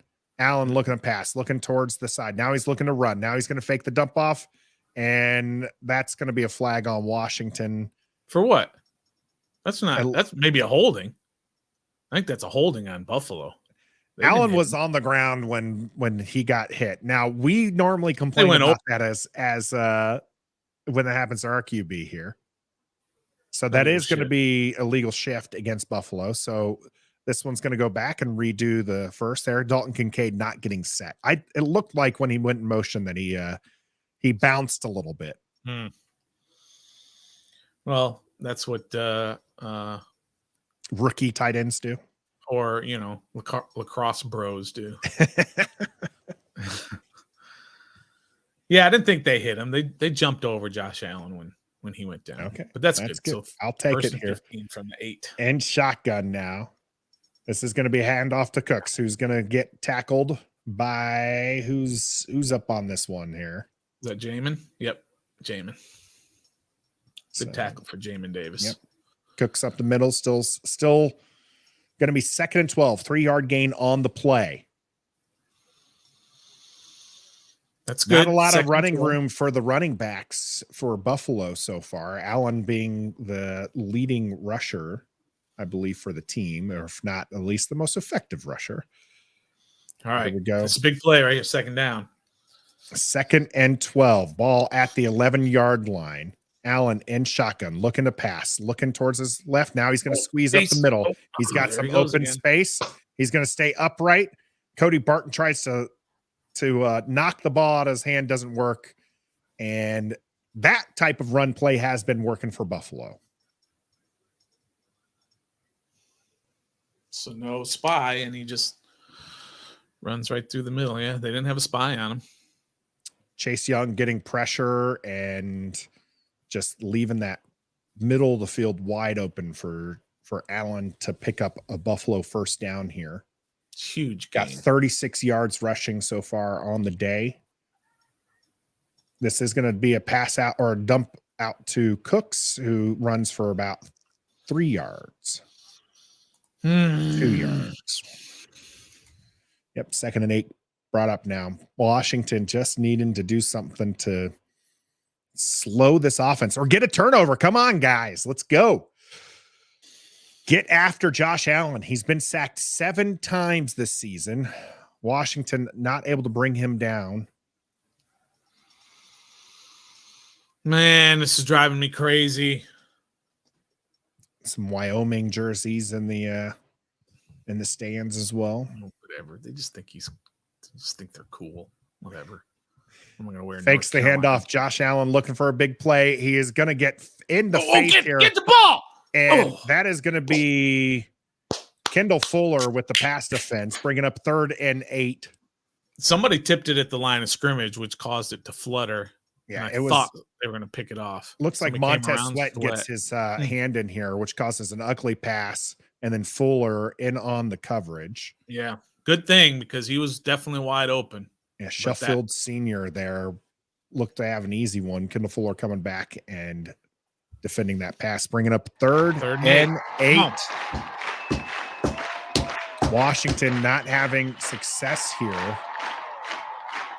Somebody call a timeout. Timeout. Washington timeout. Yeah, probably want to give those guys a little rest. They've been out there the whole freaking first half. Let's see some updated stats here in terms of plays and possession. So it's 145 total yards to 98. I don't know if this is totally updated. Let me refresh again. Yeah, okay. They've only had the ball one more time than Washington. This is their 4th drive. Washington's had it 3 times. You know, all things considered, if you were to tell me that with 6:57 left to go in the second quarter, Buffalo would only have 10 points, I'd be pretty happy. I'm going to have to disagree with you there. All right. Well, let's get that 3rd down chant going again here as it's 3rd and 8 in the rain in Washington. Allen looking to pick up another first down for Buffalo. Can the Washington defense stop him? He's going to have some time to throw this one. This one does get away, and a wide open Stephon Diggs in the center of the field. He just has all day. He has all day to stand back there and look around. They're not getting any pressure. That time, they only rushed the 4, and I don't know how you lose this guy. He just Stephon Diggs just finds the opening in the zone, sits on it, and he is being tended to. No, is this Stephon Diggs? That's a 4. I think so. Yeah, definitely a 4. He was definitely holding his arm afterwards. So it looks like, yeah, Diggs is being checked out, and he's going to stay on the knee. I am going to take a bio break here and let Stoner handle it after we hear from our sponsor.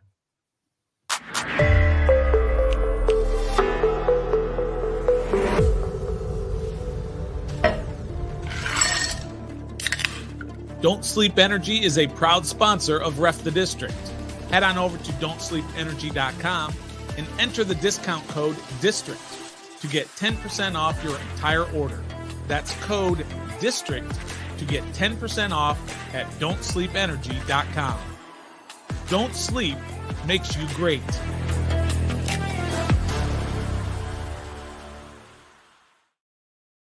Appreciate you all, everybody who is here in today's live watch party. Do me a favor, y'all. Hit that. Do me 2 favors. 1, make sure you hit that like button. We really appreciate you hitting that like. That gets our stuff out there a little bit more, and we appreciate that very much. And also, if you get a chance, I'm telling you that Don't Sleep Energy drink is fantastic. I drink it all the time. Go out there and use that code. Show them that you support Ref the District so that they continue to support us, so that we can continue to put out these sort of products. But yeah, biggest thing, hit that like button. We appreciate it. Listen, what's going on in this first half right now is this defensive line, this guys that we love so much and we love to talk about, are not getting any pressure on Josh Allen, and he's having all day to stand back there and look for receivers. And if you give Stephon Diggs 3 or 4 seconds to get himself open, he's going to get open. He's that good of a receiver. The reason a quarterback has trouble getting it to his big-time receivers is when there's a lot of pressure on him. And right now, Josh Allen he has all day. He has all day to stand back there and look for a receiver. And if he doesn't, he's finding a way to run out of the pocket and do damage that way. I know a lot of people like to say, well, Washington has so much trouble with mobile quarterbacks. Every team has trouble with mobile quarterbacks. That's why everybody wants a mobile quarterback. That's why everybody wants a Josh Allen, or they want a Patrick Mahomes who is immobile, or Aaron Rodgers back in his day, Jalen Hurts, Lamar Jackson, on and on. That's the dream, that you can pick up one of those guys. First down, and it's an end around here for Buffalo. He gets knocked back a little bit, and that's Hariri. I don't even know who that receiver is, number 11. Sorry, I don't care about the Bills. But he does get a yard after getting pressured in the backfield on the end around, and Diggs is right back into the game, so he seems to be fine. 2nd and 9 here for Buffalo, down to 6 minutes left in the game. 2nd and 9 from their own, or from Washington's 44-yard line.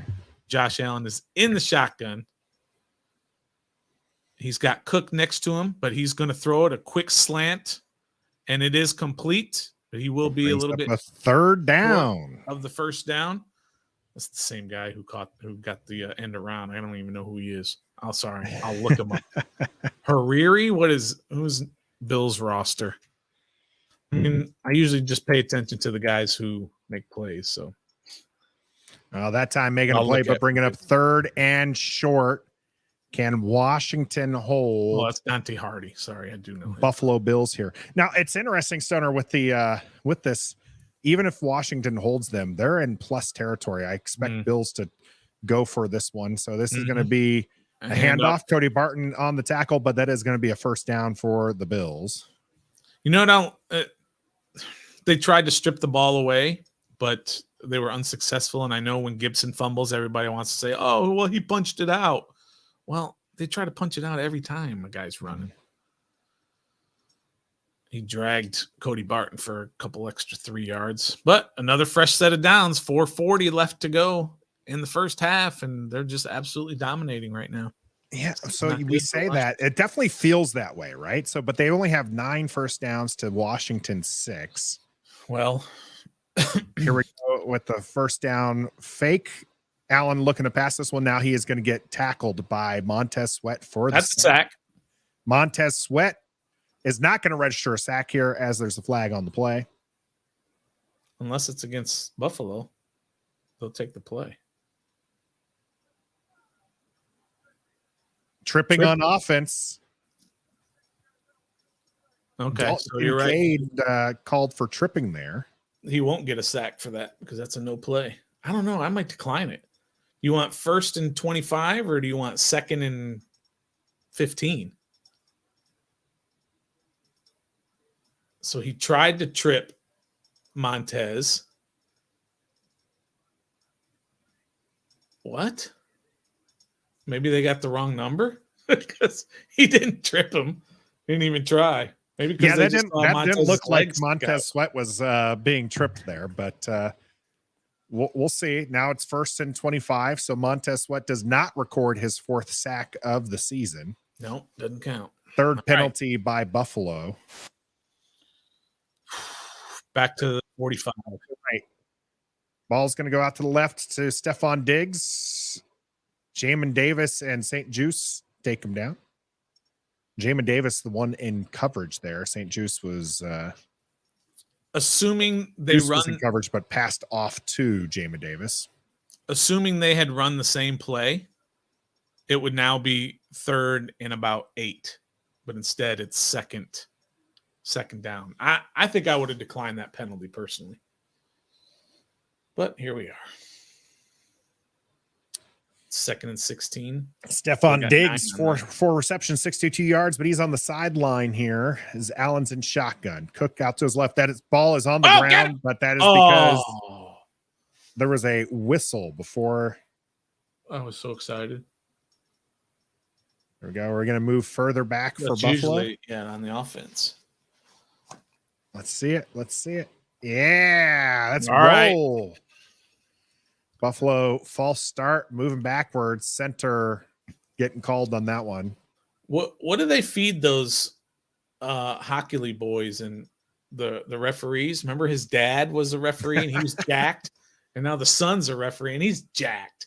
Well, I don't think they're tested for steroids. No, not in the referee room. Not in the referee room here. Now it's 2nd and 21. Ron doesn't even have a headset on. Doesn't need it.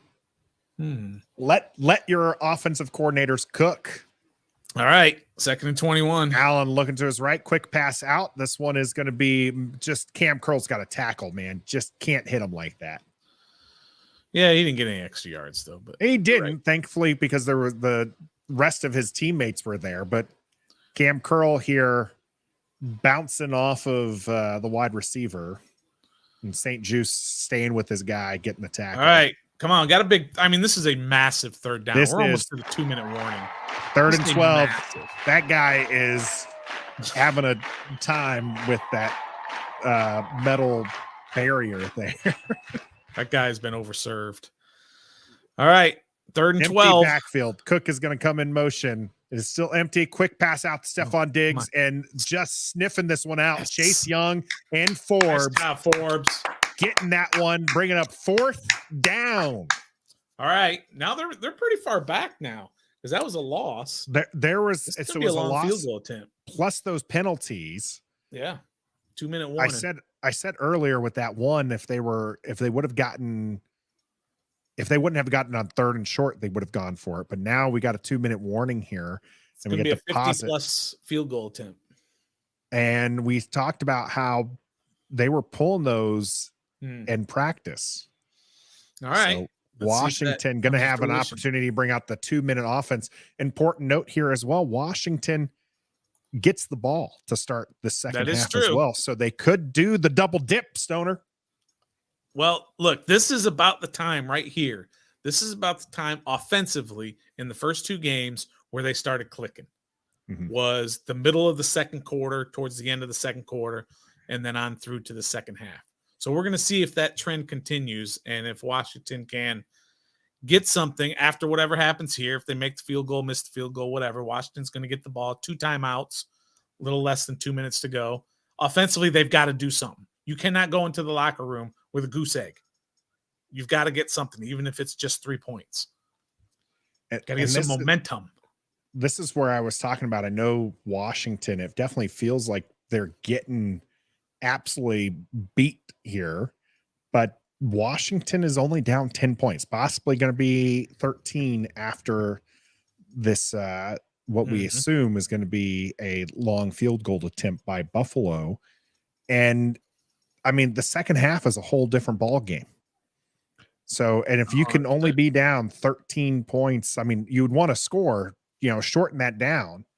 If you can get a touchdown off of your drive and a touchdown off of your first opening drive of 3rd quarter, all of a sudden you're leading in a game that you looked like you should be being beat right now, 21-0. Yeah, absolutely. The stats say it. The feel of the game says it. All of it says that you're getting your butt kicked in this first half, and yet you're not, at least on the most important stat, which is the scoreboard. I am surprised about that play call. I know it was a long 3rd down, but still they just kind of threw it backwards and said, hey, Steph, go out there and try and do nothing. That was just really odd. See if they'll miss the tackle. I mean, it's no different than what teams normally do, right? Like screens and draws on 3rd and long. Like you really just want to, in their case, milk the clock here. Yeah. And they never work. They never work on those 3rd and longs to do a screenplay. They never work. Tyler Bass coming out here to attempt this one from 50 plus yards, 54-yarder. 54. He's made 9 of 14 50-yarders. Not his expertise. Pulling them in the beginning, and this one is up. This one looks like it is going to be good. Not an issue this time for Tyler Bass. Right down 3 more points. That was probably good from 64. That was a nice kick. That was a good one. That was struck solidly.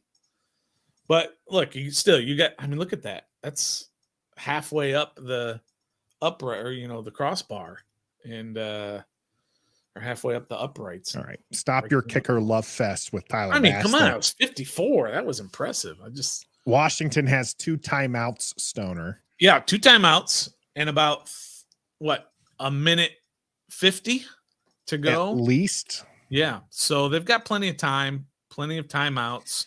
You've got to go down and get 3. They've left 10 points out there. You had the interception once they got down inside almost to the red zone. They're at the 25, and then they went sack, interception. Mm-hmm. So they lost at least 3 points there. And then, of course, they got all the way down to the goal line. They had 3rd and goal at the 1 and couldn't punch it in. They left 7 points there. So they've left 10 points out there. So you have to feel good about that at least, but they've got to do something on this drive. They have to let Buffalo play their little prevent defense, keep everything in front of them, go ahead and take those underneath throws and just methodically move down the field, use all the clock, score something before the half runs out. Nothing disastrous here. Yeah. Now, I mean, you mentioned that, and Sean saying it should be 13-3, but I mean, realistically, that first drive was successful until the sack interception. Mm-hmm. Sam doesn't throw that interception, and you'd figure at least another 3 points off of that. Well, that's, and you're looking yeah, at 13-6. Yeah.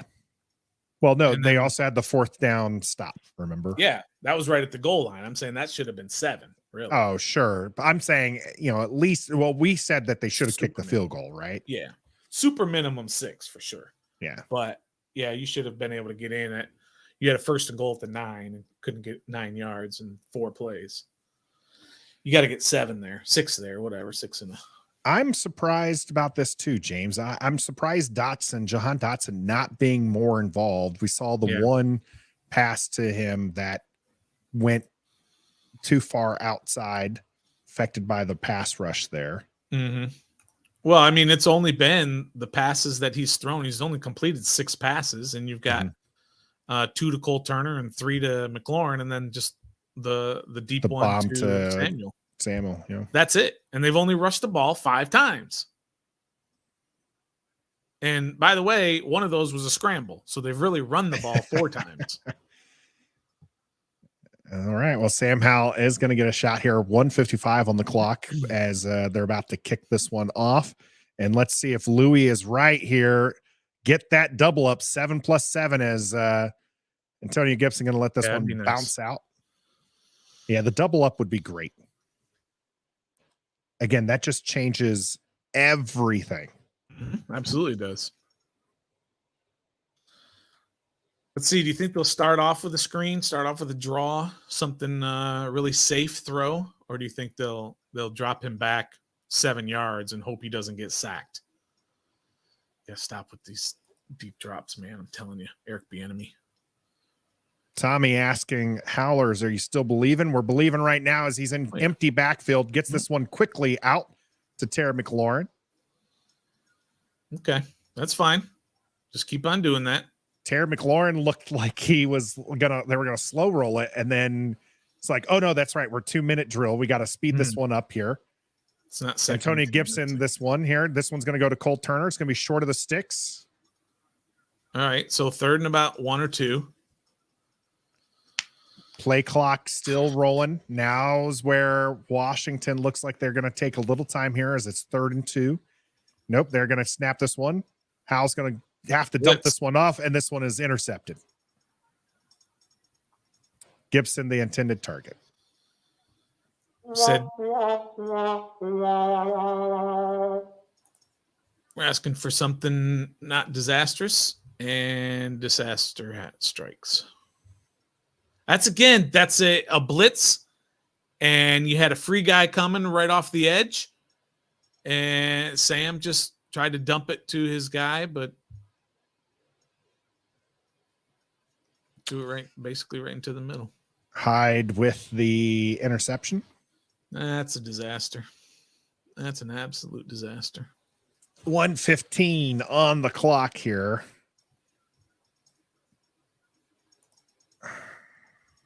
I don't know if I can watch the rest of this.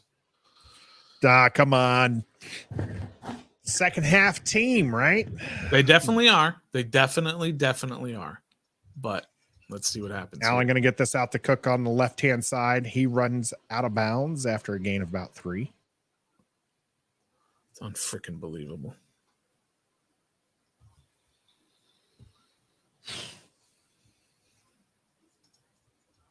Rough.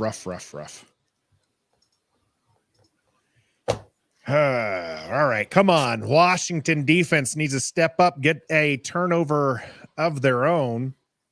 This was kind of one of those things that I didn't talk about, but I've been thinking about a lot, and that is how many turnovers Washington's had this year.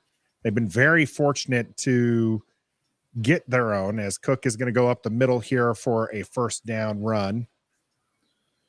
But if you look back at the Arizona game, they had 3 turnovers. Washington did, at least, and then they were able to get 2 back. And then against Denver, they had 2 more turnovers. Just can't continue turning over the ball. Gonna have to fix that here, as it's empty backfield for Allen. 1st and 10, ball at the 22-yard line. Allen going to dump this one off to the middle to Hardy, and that one does not go anywhere. Cody Barton is the king of tackling a guy 6 yards off the line of scrimmage. He's a great tackler after the guy's busted through. Come on. What's going on defense here? What are those are the chicken wings. Yeah, buffalo wing hats or something. Yeah. I never knew what those were. All right. 2nd and 10 here. Allen, empty backfield. Has time. Launches this one up. This one is going to be to Gabe Davis. I don't think he had it. Looks like they gave it to they're him. going to call him out. Incomplete. Good coverage. St. Juice was in coverage, I believe. Was that the same play that they scored on before? Similar this time. No, so Kendall Fuller is in coverage here and just disrupts this one enough. Out. Wasn't even close. Watch his right foot come down is fine. Plus he's juggling the ball. Watch his left foot. Okay, there we go. Kendall Fuller in coverage. Bringing up 3rd and 10. All right, here we go. Let's go. Only 26 seconds left. So Washington decided not to use timeouts there. Yep, and Buffalo does take a timeout. Yep. So no matter what, that's going to be it for Washington's. Going to have a big old goose egg in the first half. All right. Well, we got to at least hold Buffalo here to a field goal attempt. Sure. You cannot let them put up 7 more points, because that's just going to force you into the situation where Sam Howell's got to continue throwing it.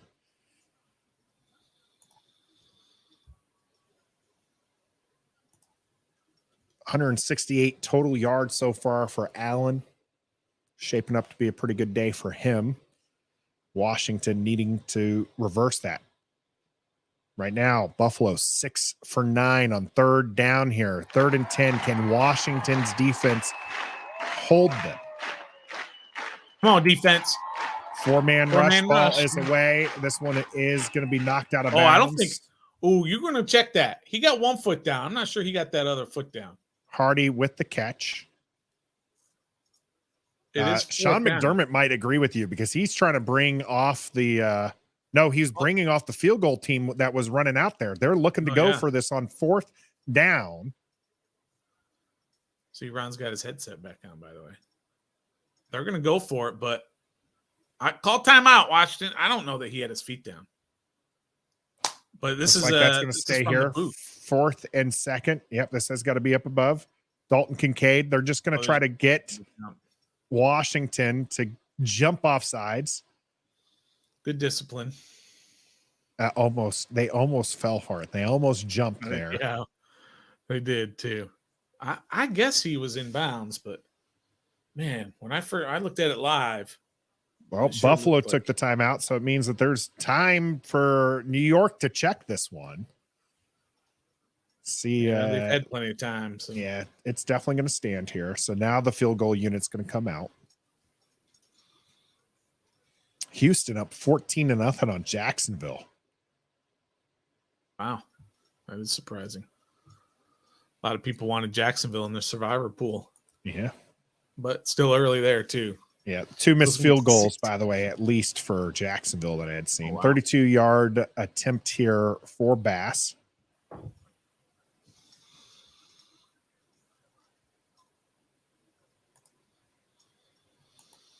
Waiting and waiting and waiting. Here we go. Here's the kick. It's up and away. 3 more points for Buffalo. Now up 16-0 with 19 seconds left. Washington does get the ball to start the second half. They're going to get the ball here, but we assume this is going to be Neal. Yeah, there's no reason to. There's no reason to risk it. Well, if you think Washington can come back in the second half and win this one, make sure you hit that like button here if you're watching on YouTube or if you're watching on Facebook. We'll see if Washington can manage that. They've been a second half team. They've now, granted, against Denver, they kind of started that comeback in the second quarter. That wasn't the case here as Sam Howell threw his second interception of the game. It was not a good first half performance from either side of the ball, offensively, defensively. It did not go very well in that first half. Maybe they'll do us a favor and like pooch kick it or something and give us a little surprise so we can see a first half Hail Mary. Yeah, maybe. Yeah, that would be something. All right, I think we got a few positive Pete's who hit that like button, who think that Washington can come back in the second half. Yeah, I agree with Michael on this. I think the defense, by the way. The defense is fine. Buffalo's going to score. Yeah, for sure. They've only got 16. I think I said that they're at least going to score 24. I think you had it 30-27. Yeah. So you had it. Yeah, you had 20. Yeah, you had Washington 30-27. They're gonna have to get 30 second half points there, Nathan, to reach your number. I believe.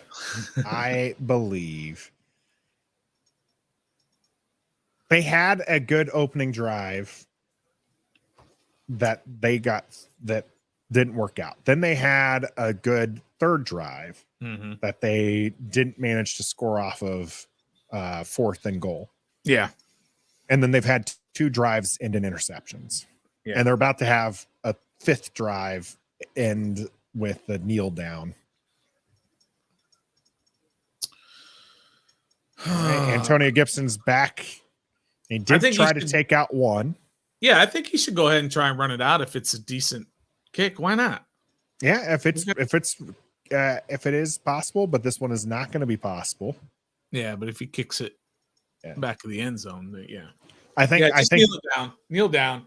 Yeah, I think Buffalo knew, like, in this type of situation, right? Like, you don't want to give Gibson the opportunity because you figure Washington's just gonna they're just gonna kneel this one out. Yeah. Regroup. That's right. I really believe this, and I don't have the stats to back it up. But if you remind me, Nathan, I will go back and do the research in the Ron Rivera era.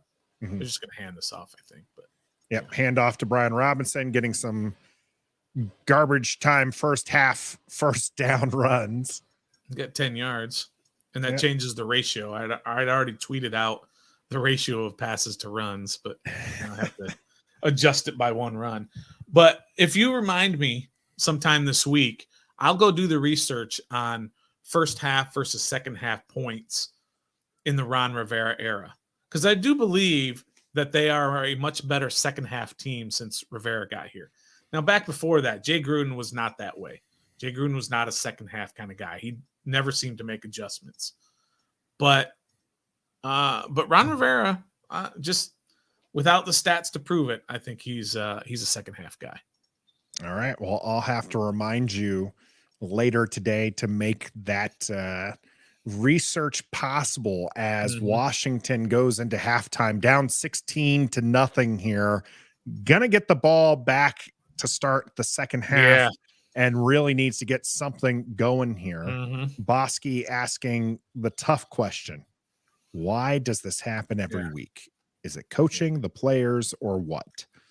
Yes. That I don't know. I think the answer is just yes. I think it's a mixture of the coaches. You know, we talked about how they were trying to do a little too much there in the first half. And then you got to put the players responsible, right? They're the ones who are supposed to execute.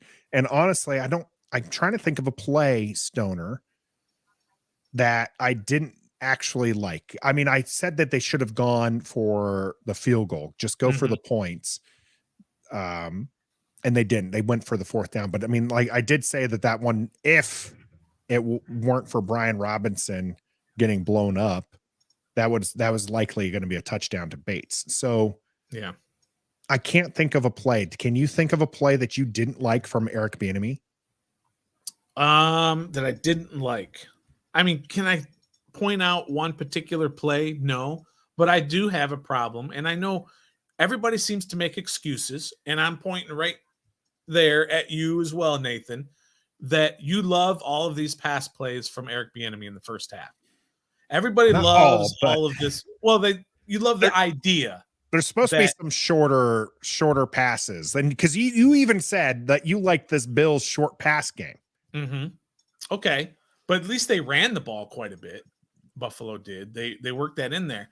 But is there not a correlation between Washington's crazy pass to run ratio in the first half and Washington being behind in the first half? Could there not be a correlation? There could be. And I'll do that freaking research right now and look at what those numbers are, because each week I've tweeted out what the numbers are in terms of runs versus passes. But let's correlate that to the score.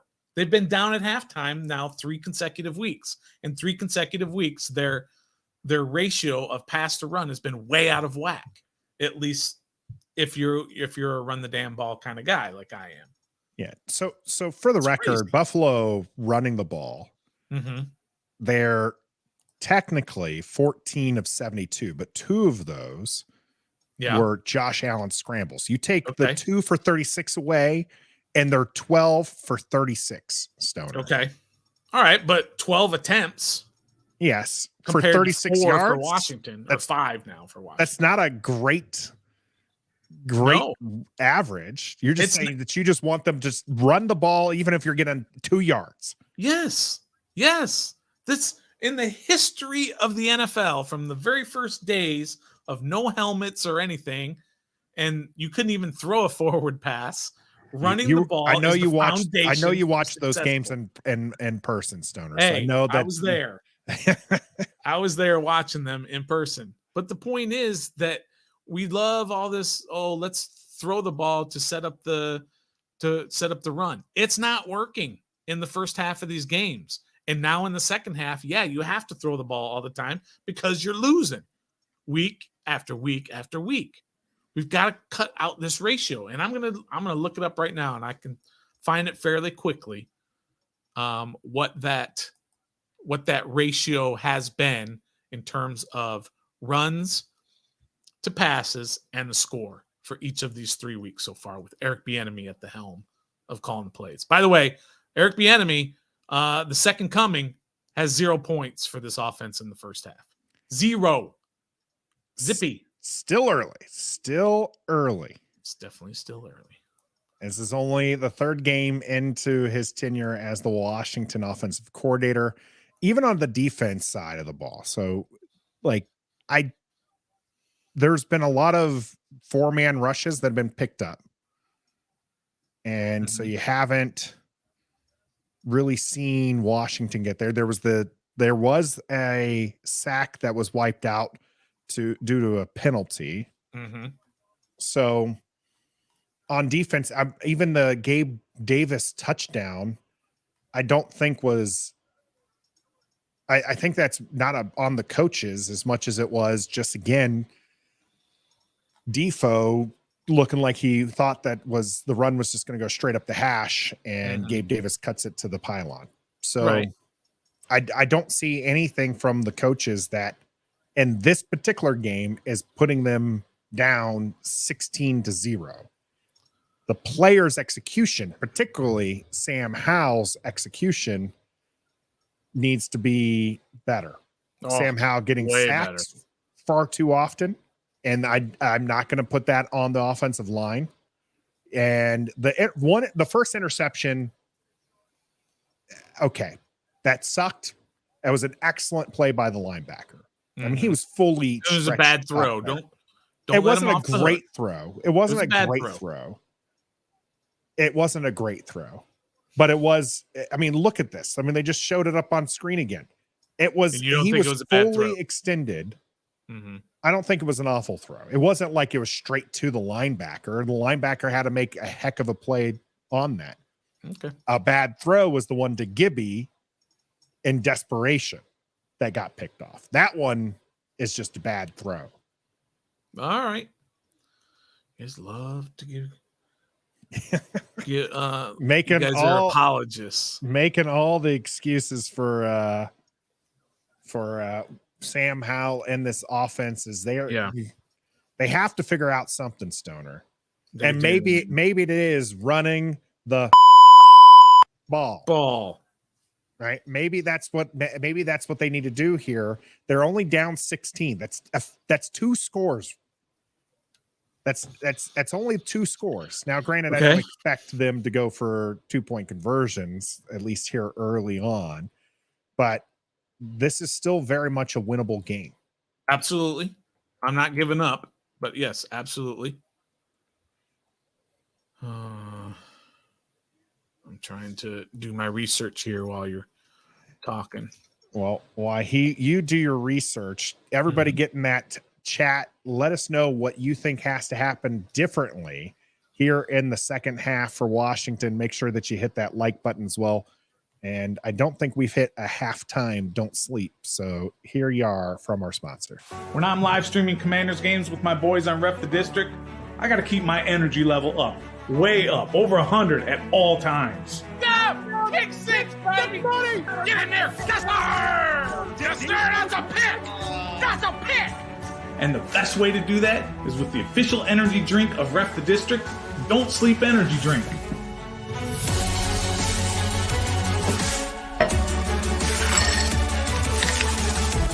Don't Sleep supports those who believe in themselves. Head on over to don'tsleepenergy.com and enter the discount code DISTRICT to get 10% off your entire order.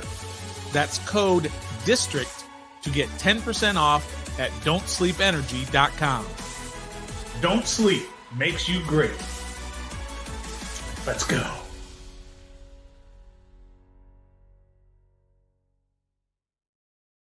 I think Stoner needs a don't sleep energy right now. He's seems to be lacking in faith that Washington can come back here. And Gus Bus brings up, we have not had one of these this season. Had one of what? We have not seen a shirt change this season. I was thinking about that. This is the brand new silly that I got. Just came in the mail. I do think we have to change it up. Wardrobe change. It's necessary. All right, I'm going to do a wardrobe change, bio break, all of that here right now. Excellent. All right, Stoner's going to go away, do that bio break, do the wardrobe change. If you're new to Ref the District, it is something that we do here. You gotta change the flow. See if the different jersey might help, a different outfit. Got to do something for the team here. Maybe something like what Pro Ked here says. They will have to run the ball a lot more, need more motion in the backfield, sweeps, misdirections, bootlegs, PA, and solid protection. Solid protection is definitely something on the menu that they need to just get better at. Sam Howell also has to get rid of that ball quicker. Sam Howell's been holding onto the ball. Brian Robinson, I think, is averaging fairly decent this game so far in the rushes that he's had. So he's had 5 rushes for 22 yards. I mean, that's good for 4.4 yards a carry. So, I mean, that's not bad running from Brian Robinson. You just haven't seen a lot of it from Washington. So I do think you're going to see a little bit more from them in that regards and see what they can possibly get cooking there on the offensive side of the ball. Yeah, Gus Bus, he's not gonna end up doing it live. I think he just had to do that bio break. So that's what he has to do.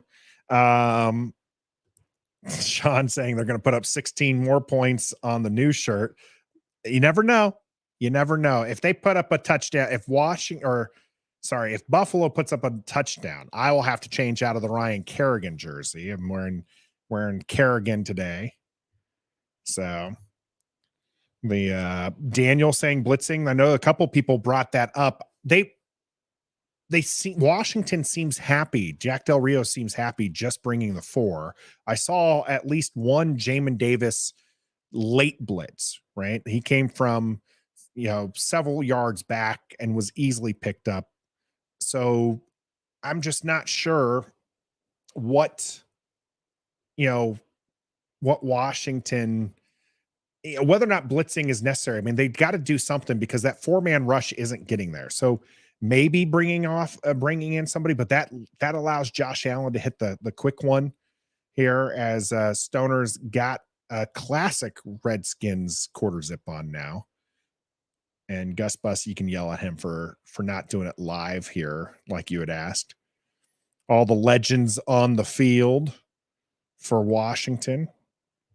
Ref the district, by the way, was Team Legends as far as the name was concerned. Heck yeah, we were. So what did I do? I brought out the Redskins.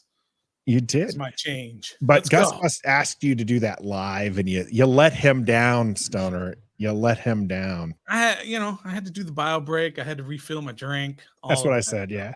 So Meg here on this one, I agree with Stoner. By running the ball, it neutralizes the defense. Keep them thinking. Then it sets up the pass. Now we're stuck throwing the ball in the second half, and the Bills know it. Maybe that's why the second half running has been so successful, and this Washington offense has been able to put up points in the second half. Tell him, Meg. Washington was down 21-3 against Denver. Mm-hmm. This is not Denver. This is a much better team. Denver's getting waxed right now by Miami, by the way. Are they really? Nice. Yeah, I think it was 35-10 the last I'd seen. So this is not Denver. I get that. But Washington was down 21-3, ends up winning that one. If it weren't for the Hail Mary reception, Washington did outscore Denver quite considerably in the rest of that game, only letting up 2 field goals in the second half. Washington's going to need another kind of performance like that if they're going to come back in this game. So, but it's like I said, it's going to be harder. This is Buffalo. This isn't Denver that's still trying to find itself here. And I'm going to have those exact stats tomorrow on our day after reckoning, 7:30 p.m. Be sure to look out for that. But I do know this, that in the first game, it was 33 passes to 9 runs. This game is 16 passes to 5 runs. I don't know what it is in game 2 yet, but I'm going to figure that out. However, the combined score at halftime in the 3 games is 53-13. Not good. They've been outscored in the first half of games. But here we go. Second half underway. Gibson is going to take this one out. Going the same Gibson's direction. going to be taken down right about the 16-yard line. Yay! Just a reminder, you can fair catch the ball now on a kickoff, and you'll get it at the 25. Yeah. That is an option. That is an option. So the turnovers are bad for Washington. Buffalo only has 3 points off of them. Yeah, that's fair. But Buffalo is 6 for 10 on third down. And that is another stat that needs to change if Washington's going to come back here. Sam Howell and shotgun. Curtis Samuel going to motion out to the left. Ball is actually at the 17-yard line as Brian Robinson's going to get this one to the right. And he pushes forward and falls forward. And that's what we talked about, running the ball. Mm-hmm. Brian Robinson having a fairly decent day on the ground, averaging 4.4 yards a carry. That time they're going to give him 4 yards. Looked like he fell forward for just a little bit more. So maybe that's a long 4. Bills Mafia still actually not looking at as happy as they should be. So that's kind of a good sign here. Rain has stopped as well. Yep. Sam Howell going to look out the pass. He is going to get this one away down the center. Cole Turner, the intended target here. Lots of Bills defenders. There were about 4 of them around Cole Turner. Did a good job picking up the blitz, but Cole Turner's just got to catch this. This was right in his belly. That was a good pass through coverage, and Cole Turner drops it. And that is a player thing here as we go to 3rd and 6. We got the trips out on the left, that little diamond formation. As Sam Howell is looking that way, he is holding on the ball. He is going to squirt out to the left-hand side. This is where he's got some room, but he's got to dump this one off. He does toss this one way out into the sidelines, and Bills player takes out the referee. We got a flag on the play. Let this be defensive holding and continue the drive here for Washington. The official is heading towards the defensive side of the ball, so hopefully from the defensive official. So we'll see what this call is here. Prior to the pass, it is going to be against the defense, and we'll take the first down. We'll take it. Don't do the thing. No, that is not a charge-worthy play here, as Benford's going to get called on the hold. Yeah, that one's not 17-0, by the way, at Houston over Jacksonville right now. Wow, that is shocking. Yeah. Who we have Kansas City in both of our survivor pools. I think we're okay. Gonna beat the Bears. Yeah, the Bears. The Bears stink. And all right, here shotgun, 1st and 10, ball at the 26-yard line. Howell looking to pass, does get this one away. A short pass to Terry McLaurin. The ball is on the ground, but they're going to call him down. He got 1 yard on that. Yeah, they had short passing. That's what you wanted, right? Yeah, for sure. No, first, I want running the ball. Second, short passes. They had a successful run on for 4 yards on 1st down. What have they done? Ooh, that ball is out.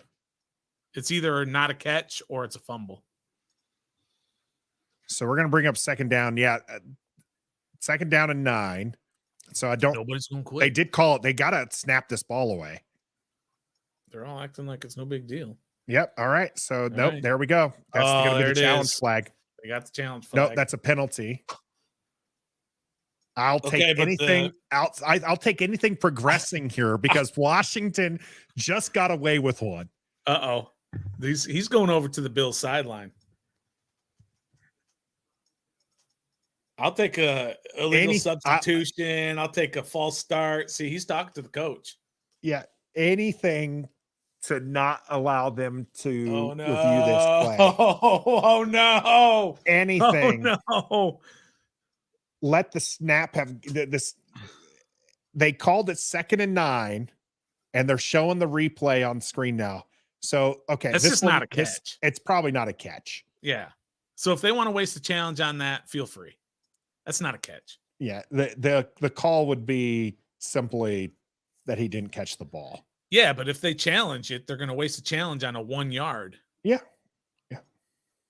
So they shouldn't give him so much time to talk about it. Whatever. Hang on.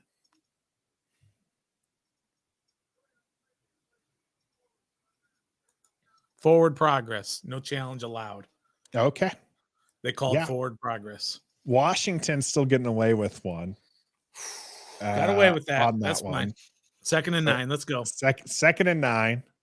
Nathan. No penalty on the play. That was just simply them stalling to get Sean McDermott some time to get that explained to him. 1st down, you ran for 4 yards. Very successful. Since then, pass. Why? Why do you have to did get a 1st down off of one of those passes, albeit by penalty. And shotgun, Gibson's going to get this one out. He starts to the left, cuts back down to the center. There's your run play to bring up 3rd and 6. How many screens have they thrown this game? 0. The big goose egg, Stoner. The big so goose successful egg. Last week with it, and then this sometimes, coaches they just try to outsmart themselves. Well, they're going to be looking for the screen, so we're not going to throw any screens. Should I throw some screens? No, I shouldn't throw some screens. Let's not throw any screens. There's been a lot of screens last week, very successful. Let's not throw any more. Oh, Sam Howell blitz. is going to throw this one off short to Gibson. Gibson's going to be There able to you get go. the Washington first down. That is a Washington first down. First down. All right. We'll take it. We'll take it. Recognize the blitz. Got to his hot read. Gets it up and over Perfect. the outstretched arms Perfect. in space and That's right. a first down. That's exactly what you were showing here. First half versus second half, points scored. Yeah. They have been a second half team, so let's keep it up. By the way, I'm All going right. to need you to clip that one because that's funny. Here is Howell is looking to pass this one. Quick pass to Dotson. Hey, Jahan Dotson. Milano in coverage. By the way, What am I I clipping mean, up? Milano is sitting on this. Mm-hmm. It don't matter. He absolutely was sitting on this, but that was a dart and Dotson like to the outside there, and Dotson just quickly grabs it and moves up. But I mean, Milano was right there. Like he just watched that ball zip by him. All right, Eric Bieniemy with 2nd and 4 here. Brian Robinson in, going to get the handoff, going to bounce into the center, has some space, has blockers in front of him. This is a big-time run here for Brian Robinson, who gets flipped over, but makes it to the 30-yard line for a Washington first down. First down. As HT says, what do you know? You run the ball, good things happen.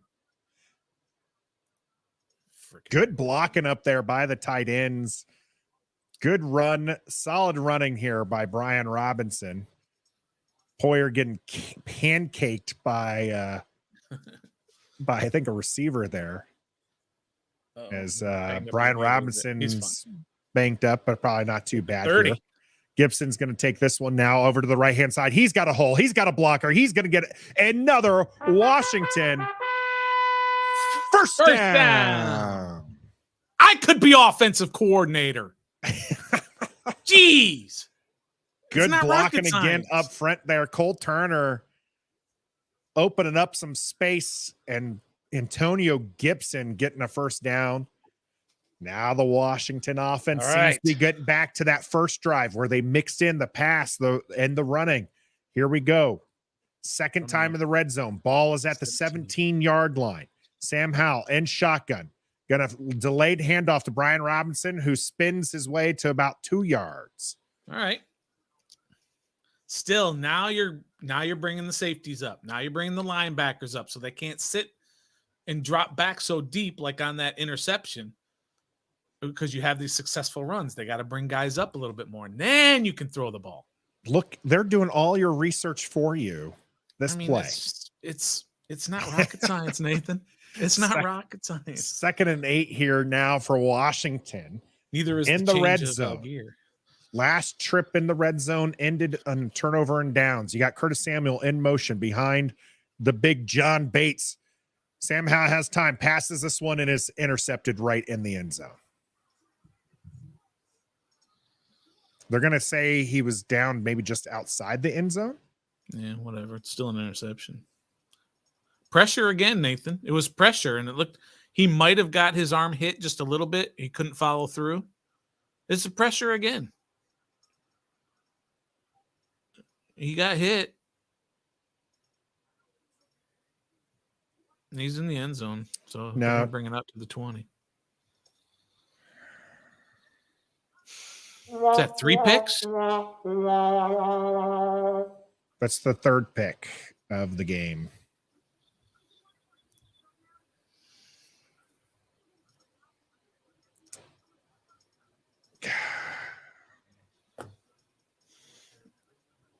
So let's run the ball. Nice. Run it. Ooh, let's run it again. Oh, big run. Oh, let's run it again. Ooh, big run. Oh, let's run it again. Ooh, big run. Oh, let's throw the ball. Interception.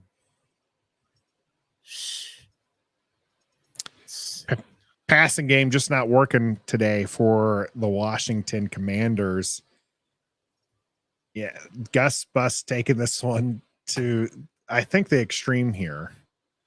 Learning moments. I mean, yes, these are absolutely learning moments, but you shouldn't have to learn them so much so early in the season.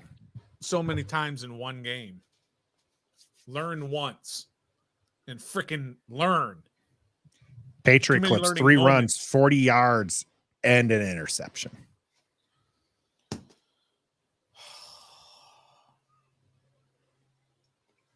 They Unbelievable. get that going so well, and just a deflating interception. It looks like that drive was going to get stalled out early. They're saved by the penalty. They get back to running the ball. They show that they can be successful, and then an interception. And the pressure is an issue. It's not just Sam Howell. That pressure forced him to possibly throw the ball not where he wanted to throw it. But because he had a guy coming here, maybe he wanted to throw it more inside. Who knows? Either way, something about to get broken up in his owl.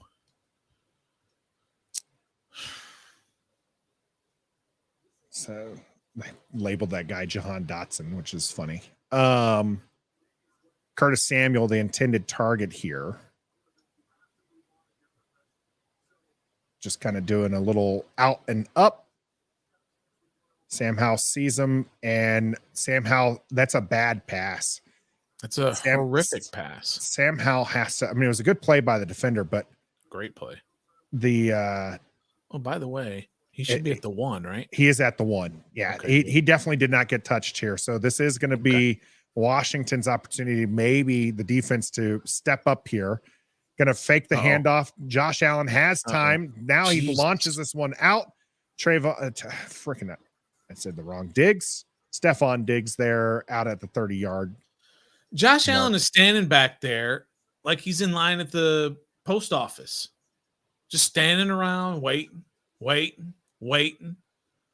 I can get open on a route tree when my quarterback has that much time. I can get open. You definitely don't want your quarterback being that comfortable with their back or while they're standing in their own end zone.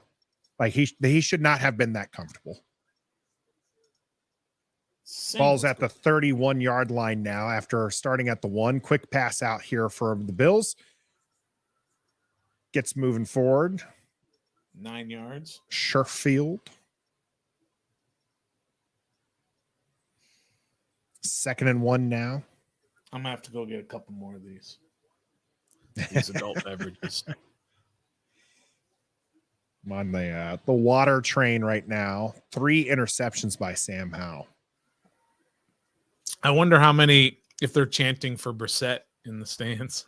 Oh, God, please do not do that. I know. I'm going to go look and see if anyone's saying that. 2nd and 1 here. Handoff to Cook. Cook's going to get the first down and keeps on rolling. Gets about to midfield here. Jacksonville finally on the board there against Houston.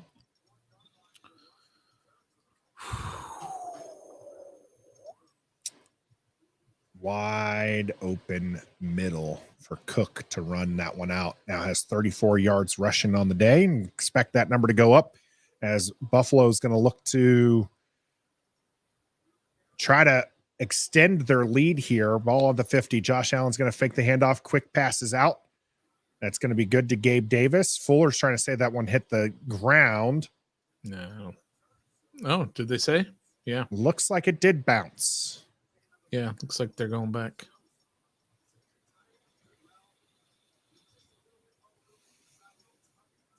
I don't know. Can't see it from that angle. Not that angle, but the guy behind was the one who was also saying, like, nope, that's definitely not a catch. Good call. There we go. Guy was right on top of it. The ref was right on top of it. Good deal. So 2nd and 10 now.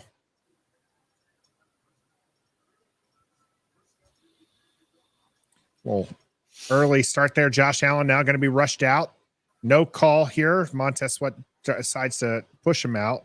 Nope. Good the call. Flag came early. The flag came early. Yeah. Josh Allen tripped. Montez didn't touch him. Even Josh Allen's going over to Montez saying, "Yeah, I know you didn't get me." Commanders Declassified put a GIF out of Taylor Heineke. Oof.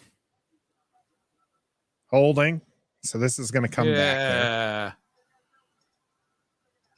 Spencer Brown called on the penalty. Sean McDermott not happy. I mean, if it was the left tackle, he jumped early anyways.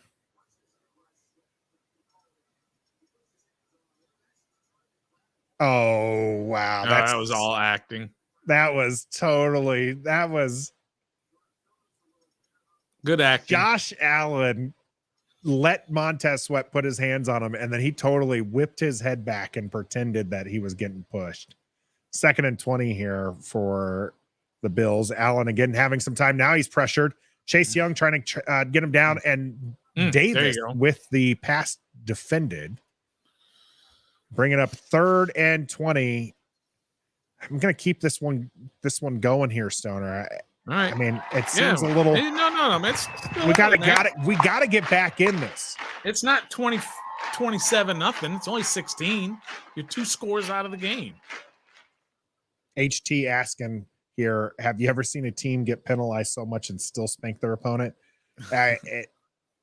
It's is there definitely a difference here. Penalties? Buffalo's got penalized a lot.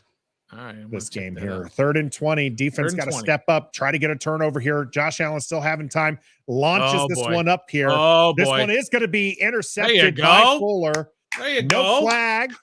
It's just like a Fuller's punt, but I don't stay care. on the ground a little bit. Probably just gets the wind knocked out of him. Yeah, I agree. Hey, I know Buffalo fans are all like, oh, it's same thing as a punt, but whatever. That's momentum. Again, I like the psychological game. The defense feels good. The team feels good.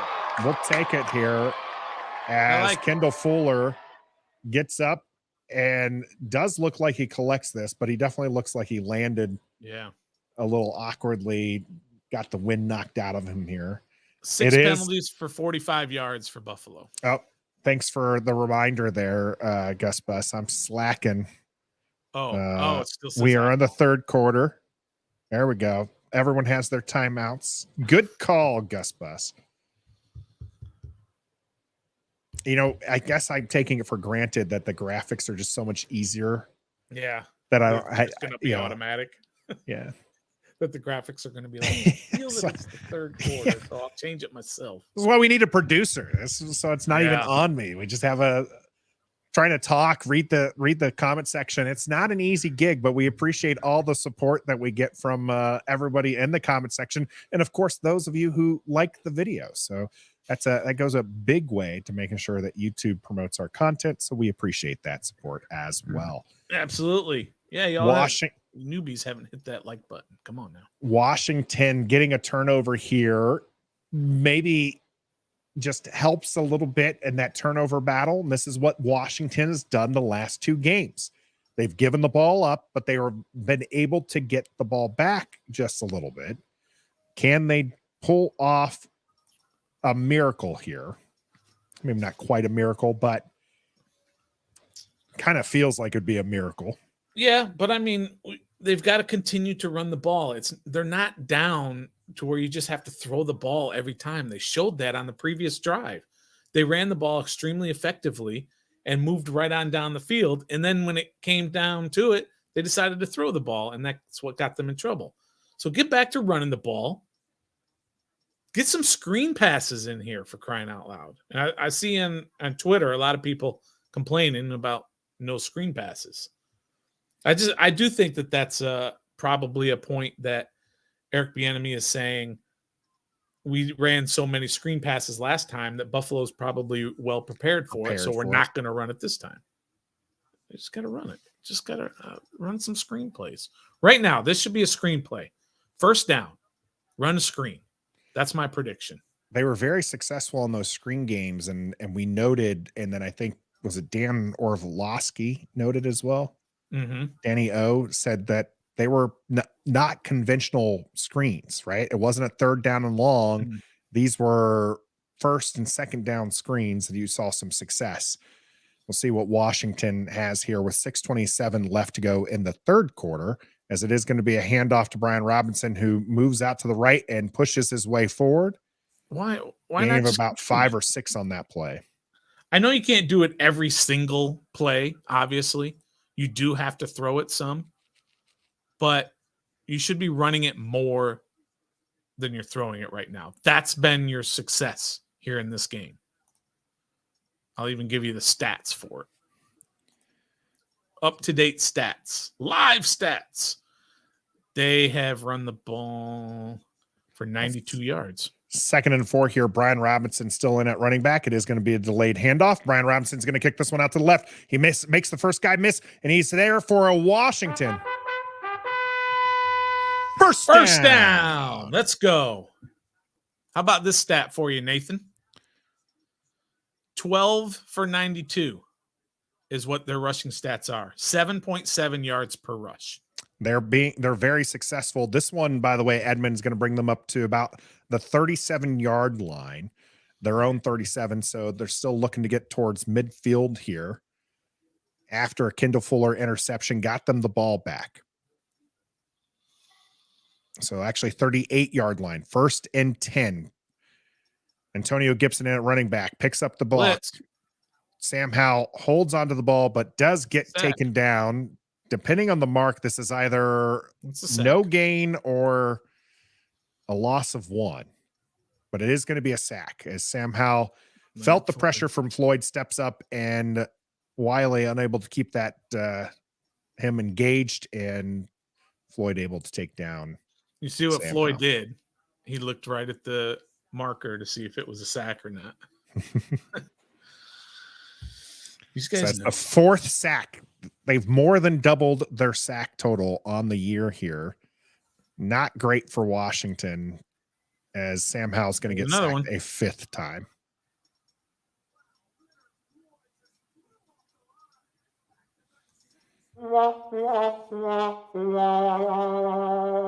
Washington with 0 sacks. Going into this game, Washington had 10 sacks and Buffalo had 3 sacks. Here in the 3rd quarter, Washington has 10 sacks on the season and Buffalo has 8.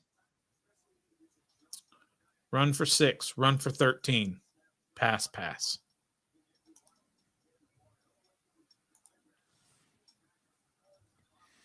All right, empty backfield.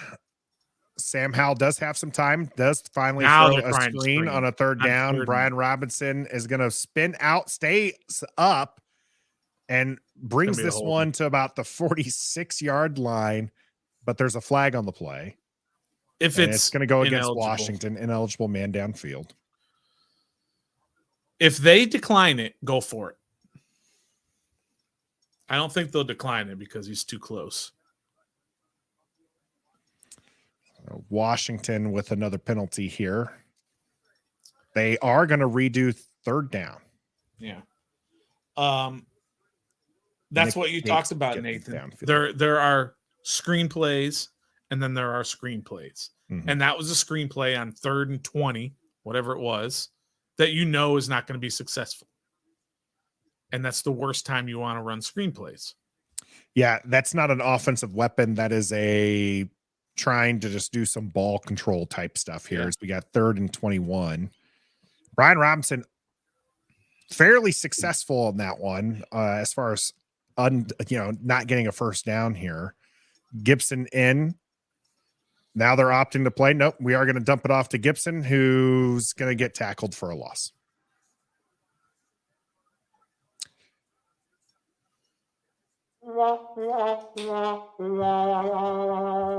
Keep that button ready. You're going to need it a lot the rest of the game. Run for 19 yards, and then pass. Tressway out to punt. He hasn't actually had a lot of punts this game by virtue of Sam Howell interceptions. But here he goes, gets this one away. Nice big booming punt. Looks like it's going to be returnable, but he does get away from the first guy, but Christian Holmes able to wrap him up there right about the 30-yard line. They've run the ball 13 times for 105 yards, Nathan. And they've thrown it for 112. they've dropped back to pass 24, 25 times to 13 runs. 2-1, but in the other direction. I don't get it. I don't get it. I'll never get it. I'm old school. I'll just never get it. This idea that we're going to throw to set up the run. Is the new goal just not to get shut out at this point? No. 16 points. That's very doable. Game. 3 touchdowns and you're leading. Now, the defense has already been doing well. You're holding Buffalo to 16 points. Mm-hmm. But the defense needs to take it to another level. They cannot end this game with 0 sacks. Yeah. They have to get a sack up there. It's and I know I feel 5-0 bad for Montez Sweat because Montez Sweat got a sack, but then the penalty was more beneficial, or so Ron Rivera thought, than the loss of yards and the down.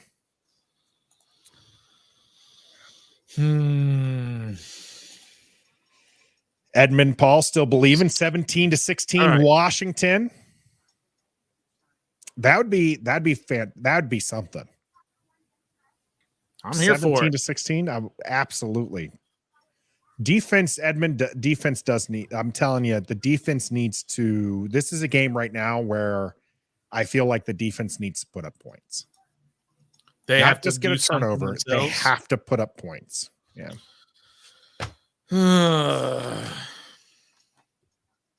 I can't believe I had Washington scoring 20 points and they won't even get there. I had them at 30 points. Gus, or say HT here with the don't sleep plug as well. Definitely we got to keep the energy up. We're still in this. I know it feels bad as the Buffalo Bills are going to be driving to put up more points. Washington's got 0 points. You're right, Metaphor. It's just frustrating. So frustrating. We went into this game with momentum, and you've seen successful drives. You've seen successful running plays, but then just not going anywhere. So they got it at the 31. Cook's going to get the handoff. He's going to fall forward for about 3 yards.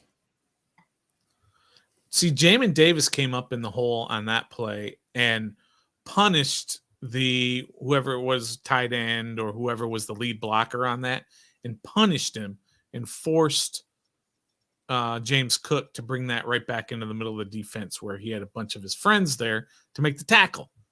That's something that Mr. Barton does not do. He's passive when he gets a block, and he just lets a guy block him.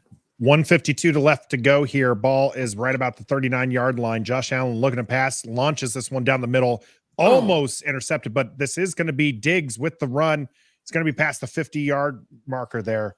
Whose hands does that go through? I think that was Curl. Curl? I think so. I'm not sure. It looked like Curl got almost both hands on here. As St. Jude's passed off Diggs, who again just finds the center of that wide open here. Yeah, Cam Curl almost with the interception. Again, I'm going to first down by the Bills here. It's going to be at the 46-yard line of Washington's. Handoff to Cook up the middle. Pushed for about 4 or 5 yards there. Again, on that throw for Josh Allen, he was back there just with all the time in the world, just looking around, and then finding an open receiver. He's got so much time. This D-line is not getting any pressure on Josh Allen. None. 2nd and 5 now. After Cook ran for 5 yards, change of running back. Got that diamond formation. It's going to be broken up by some motion. Sherfield off to the right. It's going to be a handoff up the center. Going to be short of the first down here by about 1 yard or 2. Murray on the run. Fourth quarter. And going to bring it down to the fourth quarter as Buffalo looks content to possibly. Oh no, they're gonna try to run one more.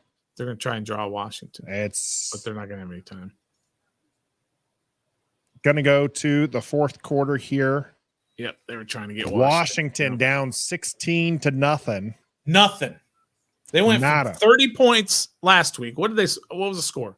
What did they have? 35? I don't even remember. 35-33 was the final score. They had 35, and so far this week they got 0.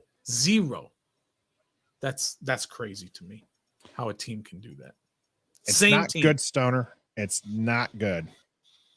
Hmm. The losing the turnover battle right now 3-1. Yeah. And Washington's got to make that change. They've got to wake up here in the fourth quarter. Big time fourth quarter comeback coming. Don't sleep on the Commanders.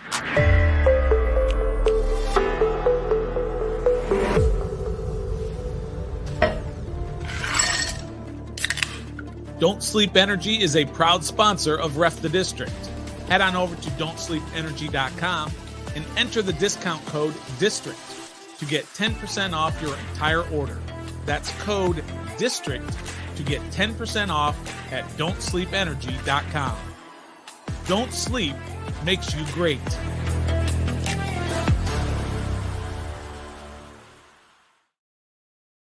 Washington needing some don't sleep energy themselves to try and again take away one from Josh Allen and this Buffalo Bills offense here. 3-1 is the turnover ratio. Washington won it against Denver 2-0. And it was 3 turnovers to 2 turnovers in the game against Arizona. So right now, turning the ball over at far too hefty a clip this early in the season. Turnovers are bad. Sacks are bad. All of these things. I mean, this has just been a bad game offensively, especially. Defensively, they haven't been terrible, but they're not getting any pressure on Josh Allen. None. 0. And then you just flip the script and you see Sam Howell under pressure. I saw somewhere, I don't know if it's real, if it's true or not, but 80% of his dropbacks, he's been pressured. And I would venture to say that Allen has probably been like the opposite, like 20%. Yeah, this is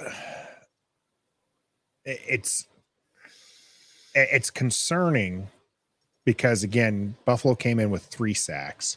Arizona doesn't have a quality line and they gave up a bunch of sacks. Denver does have some decent defensive players, but Washington used the screen game to get away from some of that, but still took several sacks.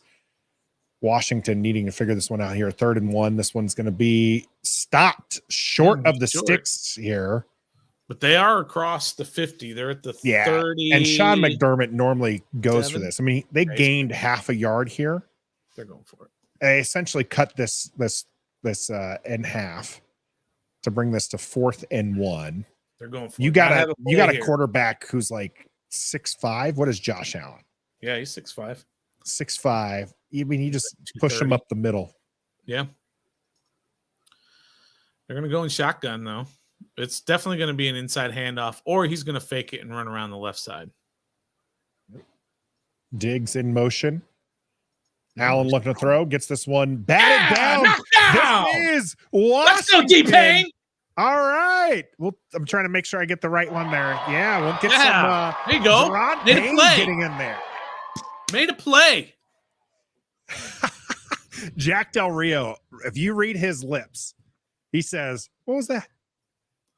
As Daron Payne, who I apologize to, I misspelled his name in a tweet earlier this week. Yeah. Oh no, you misspelled a guy's name. Again, I contend that misspelling a guy's name is not that big a deal, even if his name is Mark Mosley.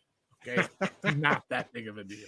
Well, I will still apologize for doing so as he brought the pain. Washington's going to start this one in pretty decent field position. There we go, HT. Let's bring it.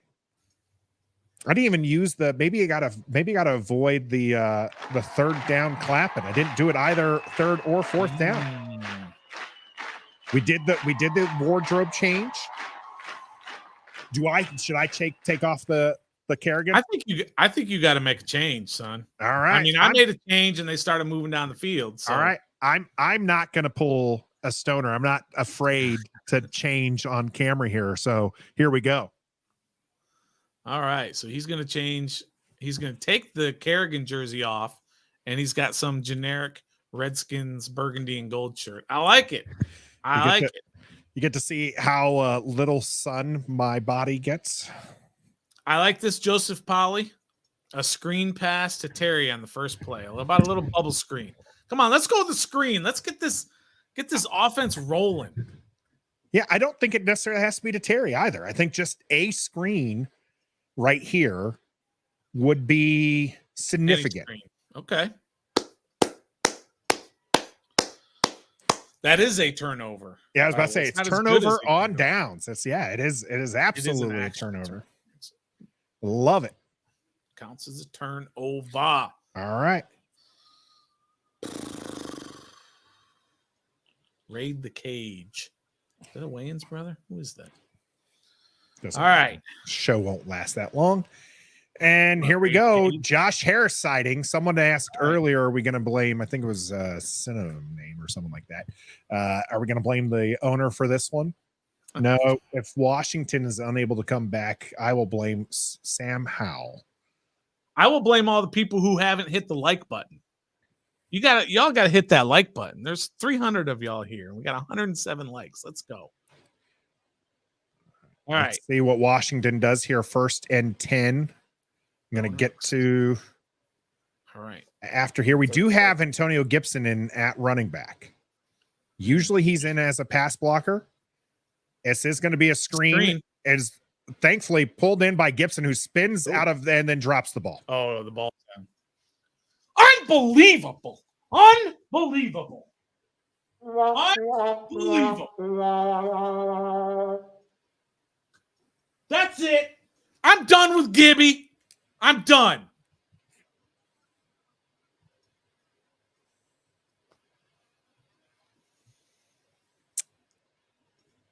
Gibby, as he's known when he fumbles,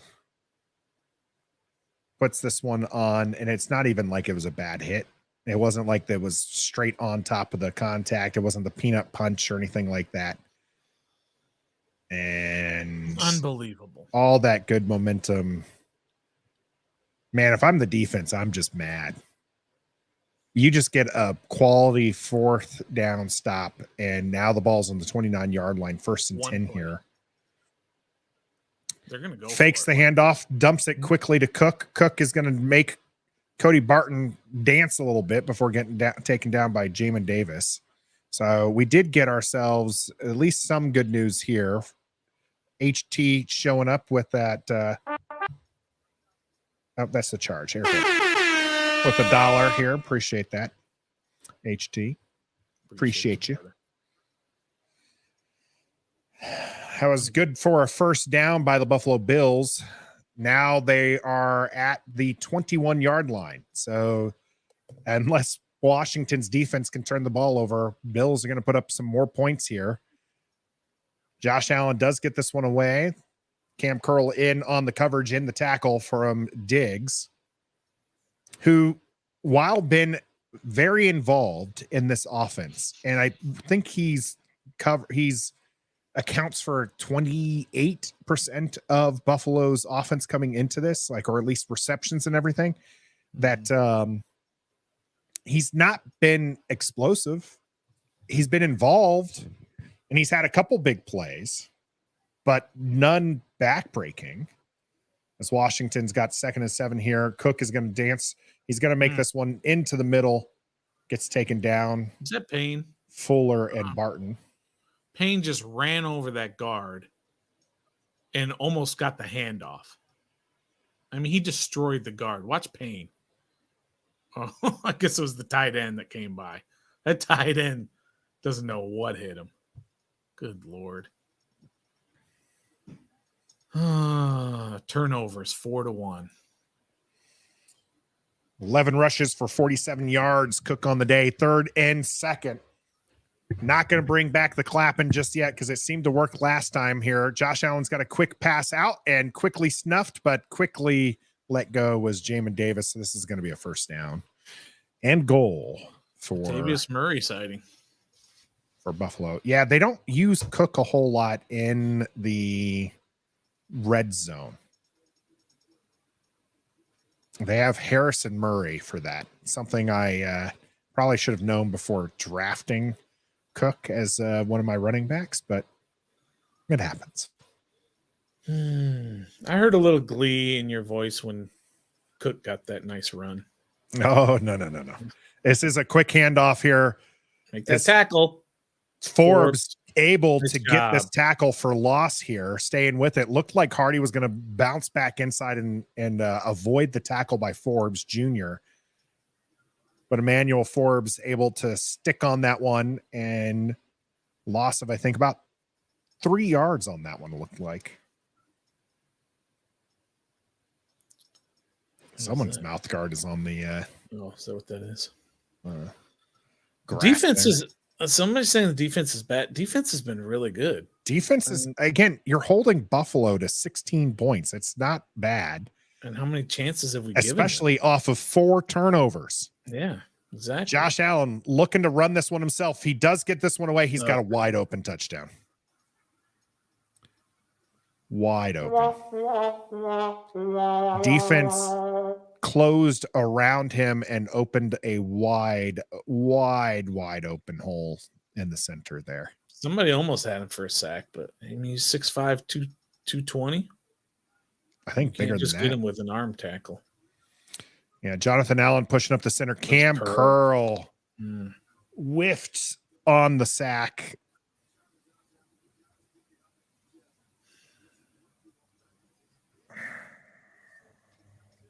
Hey, whose move is that?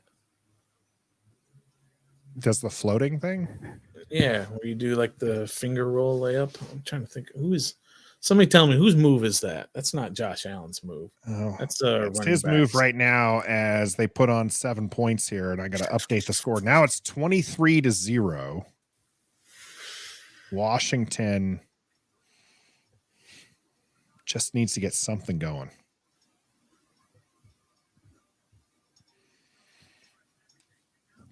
I don't even say. Tommy's mad. I feel bad, Tommy T. Hang in there, brother. We haven't. He's like fire Ron. He's like defense is trash. Don't pay angry. Curl. Yeah, don't pay Curl. Easy there, Tommy. It's one game. 1 out of 17. Andre's done with this game. Don't be done with this game. Washington's still got to show something, right? Yeah, they do. They absolutely do. They gotta come back and show every promising drive feels like it's ended in a turnover. If you also, thanks everybody for hitting that like button. But if you are not a subscriber, make sure you hit that subscribe button as well. Appreciate y'all. I'm trying to get it out now because by the end of the game, I'm going to be so pissed that I don't want to talk to anybody. I go into a hole. Yeah, I used to be really bad. Really, really bad when Washington would lose, which of course in my lifetime has been far too often. I mean, you just don't really talk to me until Tuesday. I'm just so grumpy.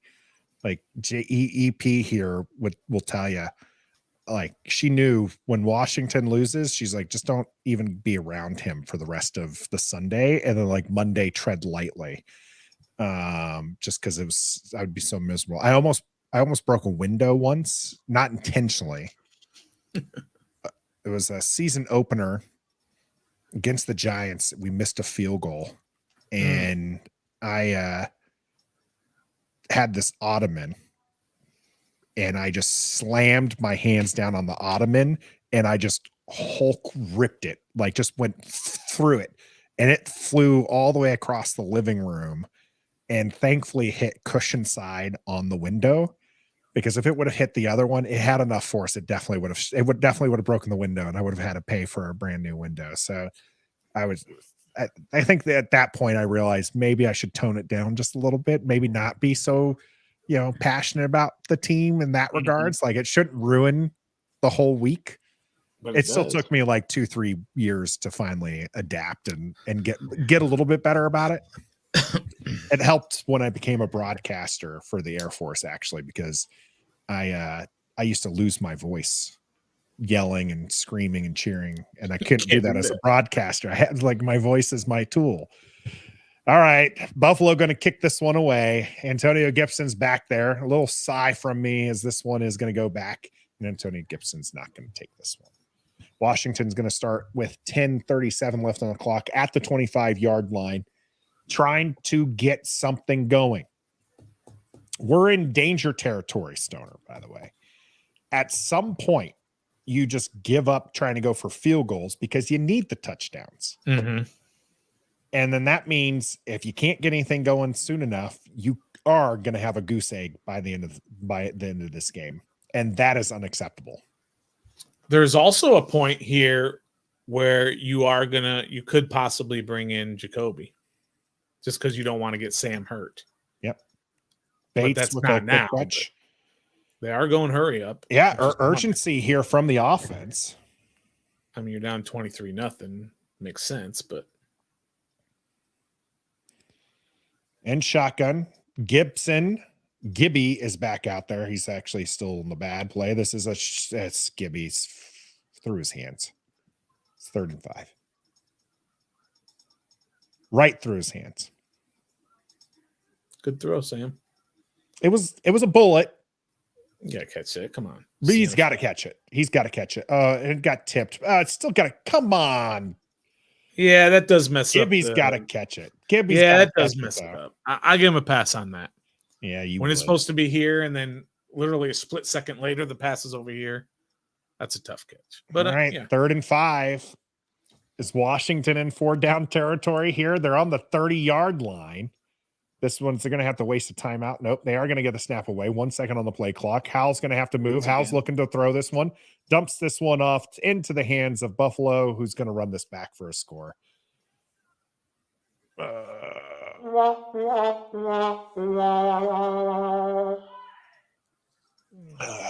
think this microphone's too good. You just heard EP downstairs screaming, so you might have not have heard that.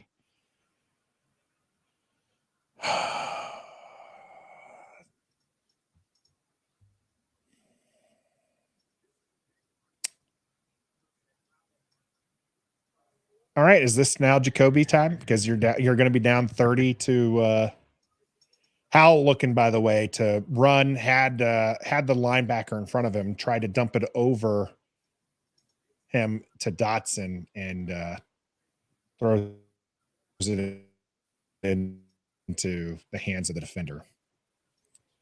So Washington will not be going 3-0 for the first time since 2005. Sam Howell's going to have his first loss unless they can magically score 31 points in 10 minutes.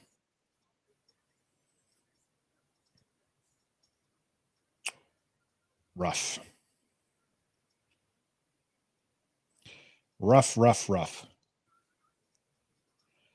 HT, time to pull. Gus Bus, time to pull. Not yet. Sean refusing to say it, doesn't want to put $1 in the jar. Noodle Arm never played this bad. That's a lie. Maybe you mean Noodle Arm never threw 4 interceptions. That is true. At least for Washington, I believe. I don't think he's ever thrown 4 interceptions.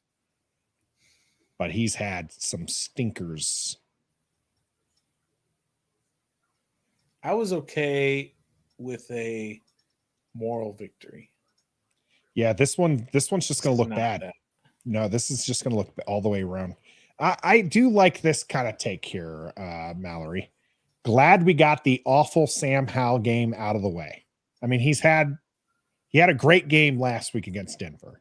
He had a game against Arizona.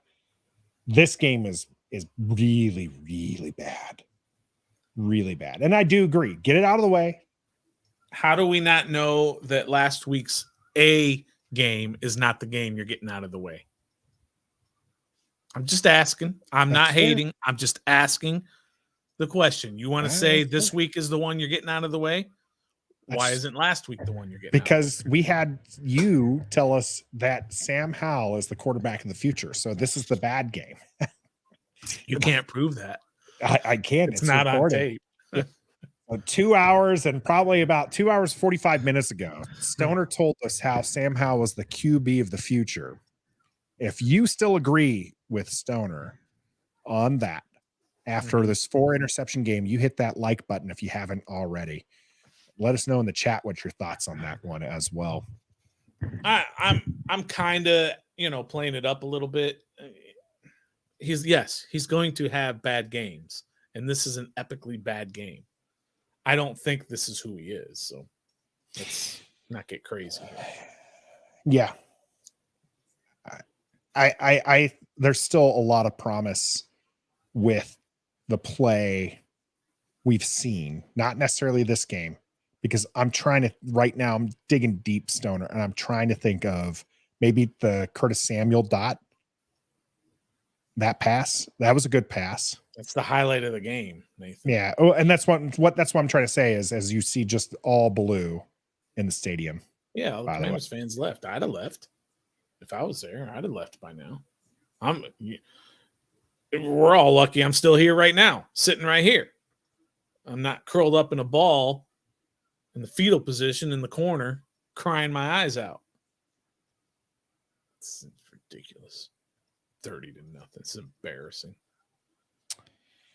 Well, Sam Howell is going to be given time to correct this. He's in shotgun.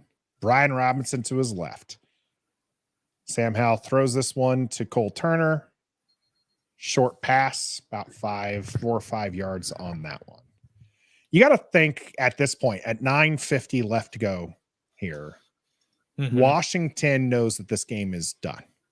Yes, correct. So everybody knows. Yep. Here, I think that they just want to see something come from this one, as Sam Howell's not going to give it to us as he's sacked for a 6th time.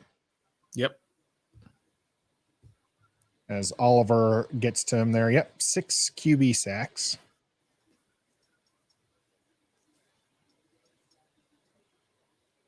Sam stepping up into the center of the pocket that does not exist.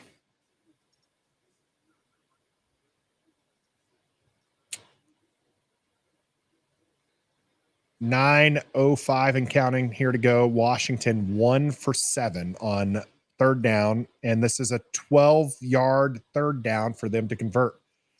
You got that diamond formation on the left-hand side. Sam's looking that way. Now he's pushed up in the center. He's working his way right into another sack.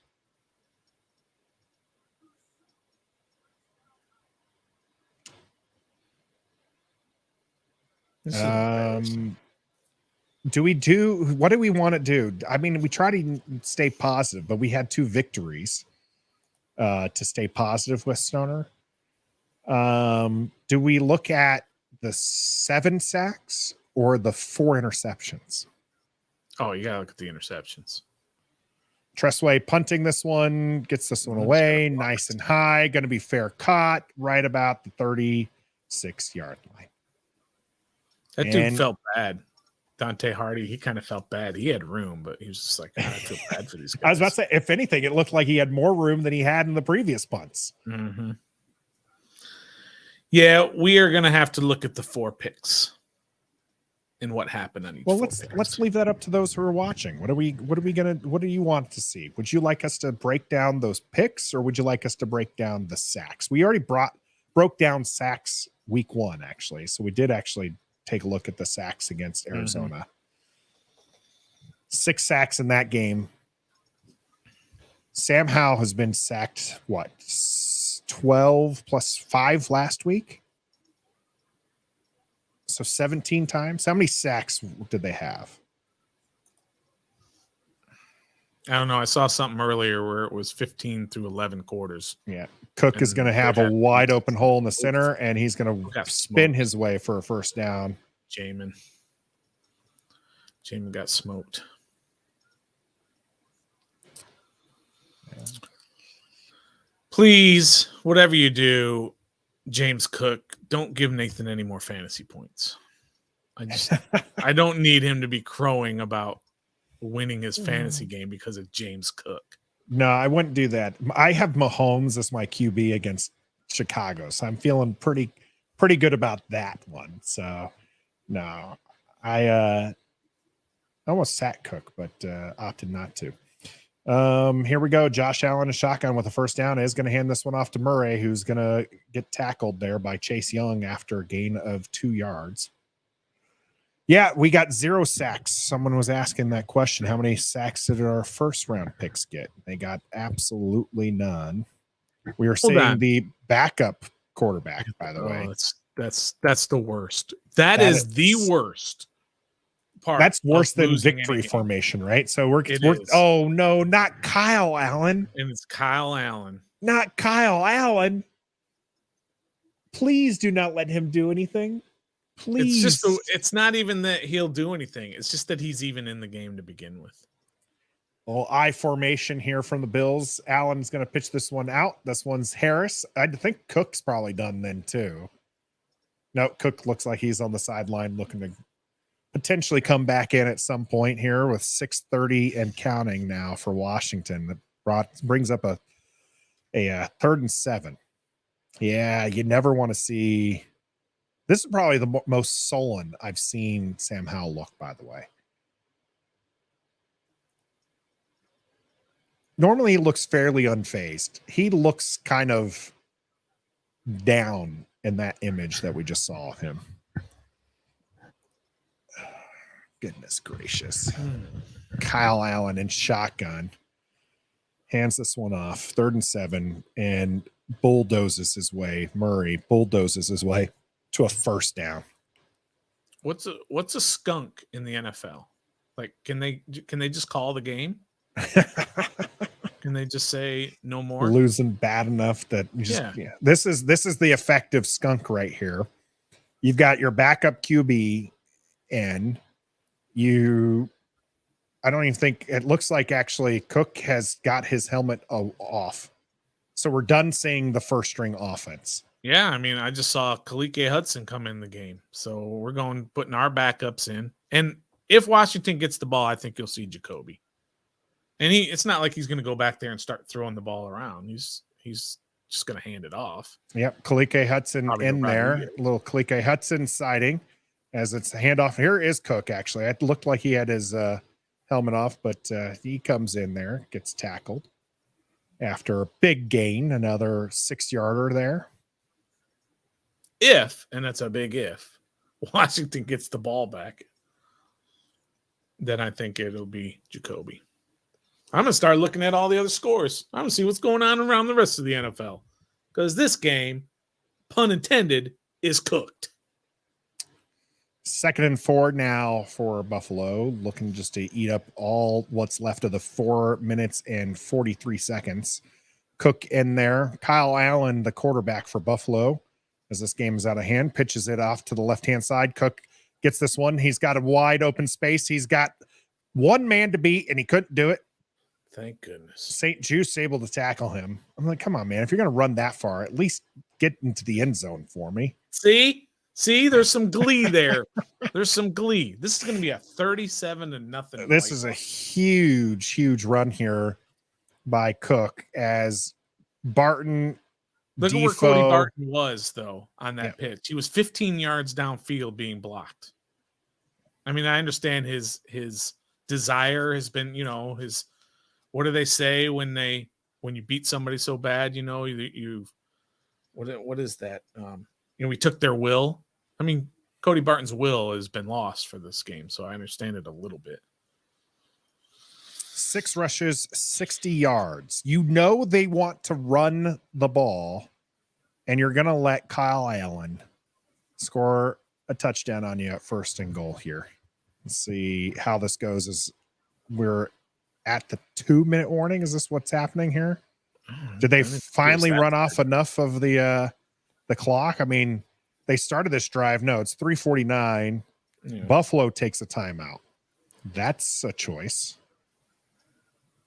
Buffalo's like, hey, our offense needs a breather. They've been out here so much that we need to take a timeout. Oh, man. I think that they're going to get they're teasing Cook for not scoring on that one. So do we see Cook back in to try to make up? We've seen teams do this before. Sure. Player gets most of the way there, doesn't make it, and they're like, we'll try to get it to you again. So you get that opportunity to put the points up.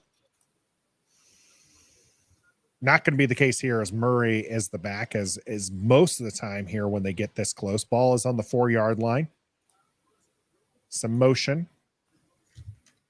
Kyle Allen and shotgun. Hands this one off to Murray. Murray's going to try to take this to the center and gets swallowed up after a yard. Show a little pride. Keep him out of the end zone. Need another goal line stand, only this time for Washington, not for Buffalo.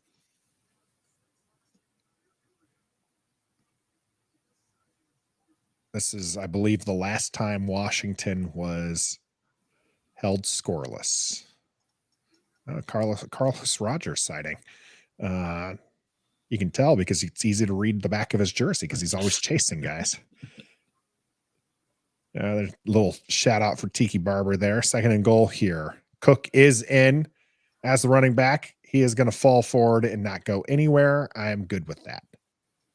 3rd and goal. Do it 2 more times. Now they'll take the field goal. They're not going to.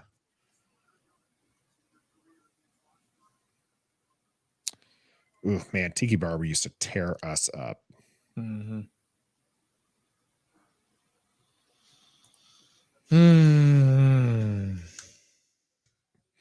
3rd and goal, 2:35 and counting. They're going to get 1 play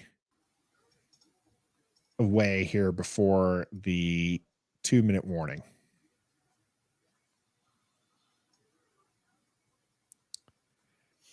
Kyle Allen hands this one off, and this one's in the end zone. 37-0. Wow. Technically 36-0. They haven't made the extra point.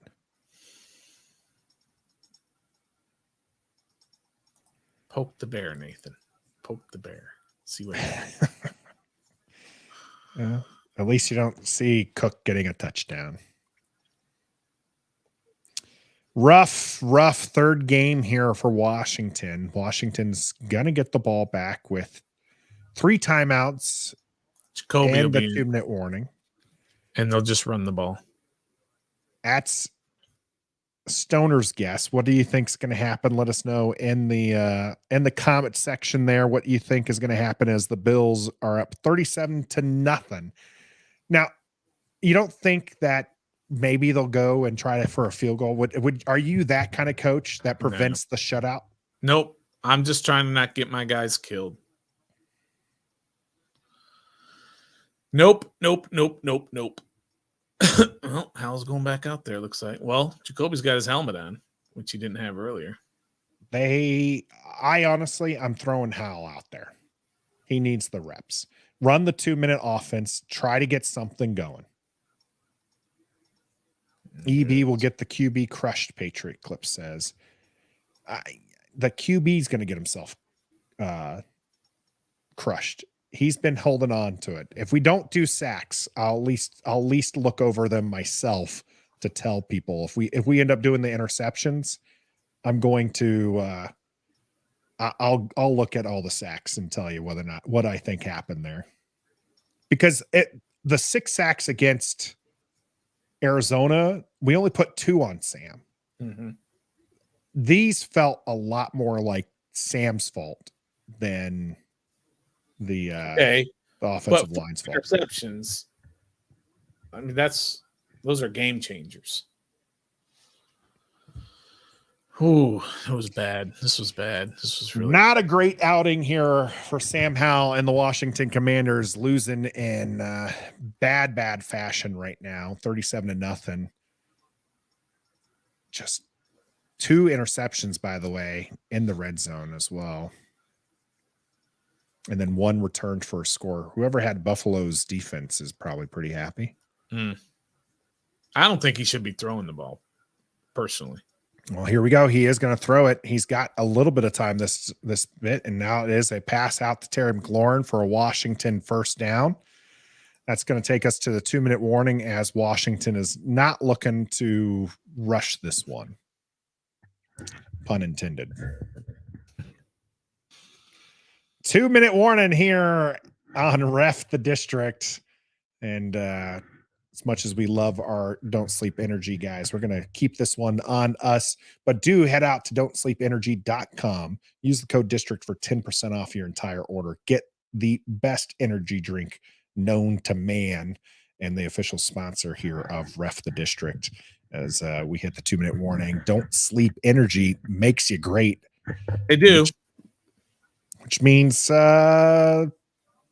Washington Commanders didn't drink any Don't Sleep Energy beforehand, which is a shame. It is a DMV company. So if you're in the local area, they'll ship anywhere. But if you're in the local area, I mean, that's supporting a local business, and that's a great thing to do there. Yam says it's far too early to be writing off Sam. So whoever's doing that, I agree. You do have to stop. Yeah, we talked about this early on, right? Where it was you're going to have to take some good with the bad. Now, we've been fortunate that we've seen good and bad in the same game. This just happened to be a very bad game. It's about as bad as you can get. It's bad all the way around. Like I said, the one pass to Curtis Samuel is probably the only positive highlight of Sam Howell. Name Sam another Howell? one. Yeah, name another That run one. he had? The run. Okay, he had a good run. Yeah. Mhm. Okay, so he's got two Oh. plays. That's right. I forgot about the run. Dalla Stoner, Buffalo, 1 defensive touchdown. Thank you. I'll take that. Nathan and Trev had Howell for 3 touchdowns. I'll take that. Yeah. Nathan and Trev had Chase for 1 sack. I'll take that.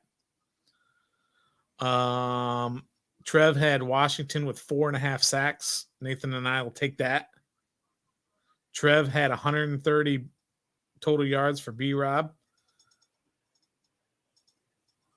I'll take that. And Nathan. Nathan and Trev, Gibby had 30-plus yards receiving. I don't think that happened, so I'll take that. Trev had Howell with 2 interceptions, but like he does, super specific. He said one has to be tipped. Now, was one tipped? Would you call the last one where he scored a touchdown? Would you call that a tip? I don't remember. Did he tip it to himself or he just grabbed it? I think he just grabbed it. I wonder we'll if have to one watch of them that one. Tipped. I don't Sam Howell and shotgun looking to pass, gets this one away short to John Bates, who pushes forward for a gain. They're going to give him 7 yards on that, so there's a good spot there. Look, Sam's getting up limping. I just He's sent going out a to the tweet. line. I said, if anybody gets hurt while they're throwing the ball all over the place in these last 2 minutes, we're rioting. Well, we'll see how it goes here as Sam Howell looking to throw again. Gets this one away. This one is caught by Jahan Dotson. Welcome to the game, sir. Getting a first down for Washington with 1:22 left to go here. Ball's being driven 39-yard line, or sorry, 41-yard line as they're in Buffalo territory. Sam Howell looking to his left, rips this one away. This is caught by Curtis Samuel. Nice catch. This is an absolute beautiful throw. Don't get so excited. I refuse to. We're going to wave this one off. No, I think he caught it. He looked like he caught it. They'll review it. I thought he got 2 down. Ready? Catch. One. Ooh, where's that foot? Ooh, can't tell, huh? Because he definitely has control over it. Here we go. Let's see if we can see the feet here. One and 2. That's a catch. Yep, that's a catch. That's a catch. Review that upstairs. Yep, they will. Great and throw. He comes down catch. with it. Second right? Great catch by Curtis Samuel. Yay, we get to prolong the game. Hey, I want to put points on the board here. Yeah, he holds this the entire way. This is catch. Showing 2nd and 10. We're not going to review this. What are we doing? There we go. Okay. This has got to be reviewed upstairs. This was reviewed. They're going to move this one forward here. Yeah, he's listening. Shit. Yeah, it's under review. Move the chains. Let's get going. Minute 10 to go here. See if it's a quick one. It's one of those quick reviews. Well, they didn't review it themselves. I think what's going on is someone reviewed it already for them, and so they're That's what gonna. I'm saying. Yep, first down here. It was a quick review. Yeah. Yes, Washington having to hold off on that one because, yeah, great catch here. Beautiful throw by Sam Howell, getting his second good throw of the game, and it's to Curtis Samuel. And a good job by Curtis getting his feet in. All right. Here's some empty calories. These Kirk Cousins special here. Kirk Cousins currently 0-2, looking to win against the 0-2 Chargers. I think they're losing.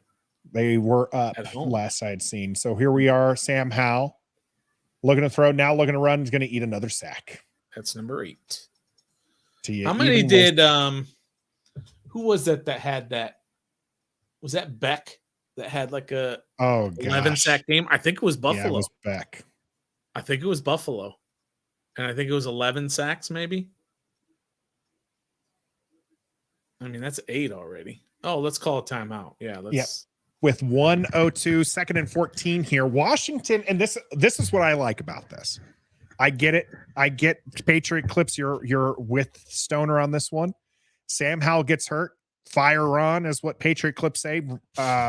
Anybody gets hurt, and Stoner wants to riot. I completely understand that.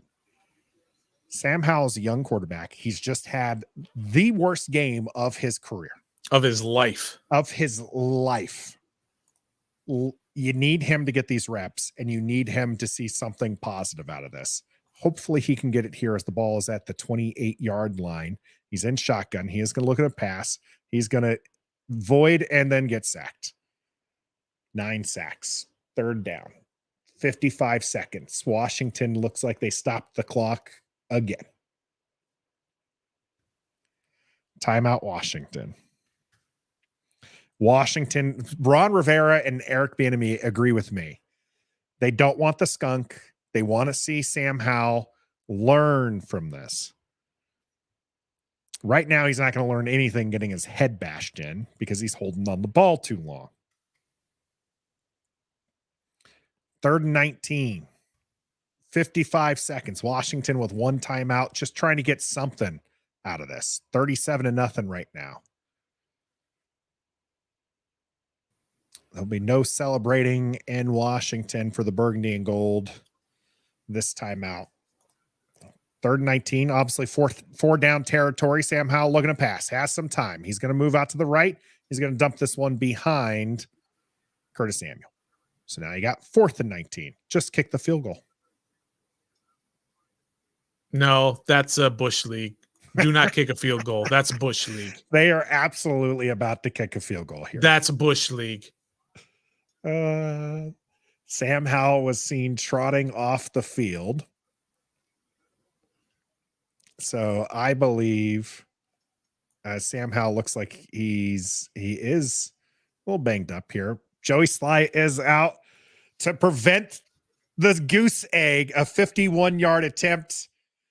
Kick is up and away, and it is down the line. Washington will not be held scoreless here today.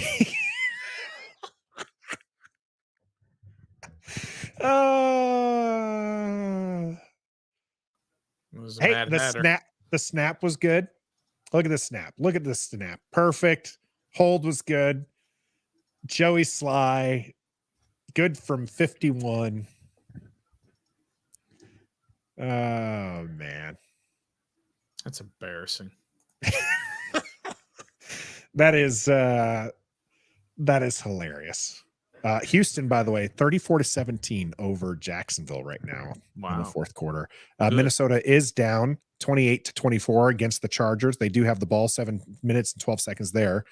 Detroit looking to beat the undefeated Atlanta Falcons 20-6 right now. And Green Bay trying to come back 17-11, 2:56 to go in that game. If you're going to do an onside, I mean, if you're going to kick a field goal there, you better do an onside kick here. Let's see it. I would love to see it. Let's go. Joey Sly, onside kick. Buffalo celebrating on the sideline. Defense is mad. They gave up 3 points. Yeah, they should wanted be. that shutout. Take it away from them. How about this for a stat, Nathan? October 30th, 2011, John Beck, 9 sacks, 20 completions, 2 interceptions in a 23-0 loss to Buffalo.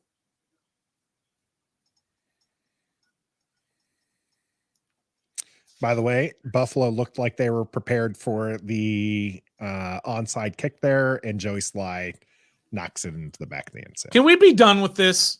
Can we leave? Can we go home now? I believe we're at the victory formation point of the game. I'm fairly certain. Sadly, I will not be in the onesie this week. I will have to return to that as Washington will face off against the Philadelphia Eagles in the link next week. We'll, of course, be streaming that, our play-by-play and commentary. We appreciate everybody here with us as Buffalo is in this. Look for our instant reaction where we take like 5 minutes, breathe, and then we record a video to kind of talk about this game. Look for that after this here and probably the next hour. And then, of course, our day after reckoning where we're going to break down Stoner says the interception. So we'll give you that, and I'll give you the details on the sacks as well. But I'm Nathan. That's the Stoner. Washington going to lose this one 37-3. Final on the board as this one does not go Washington's way. And until next time. It's embarrassing they kicked that field goal. Embarrassing. Be a fan.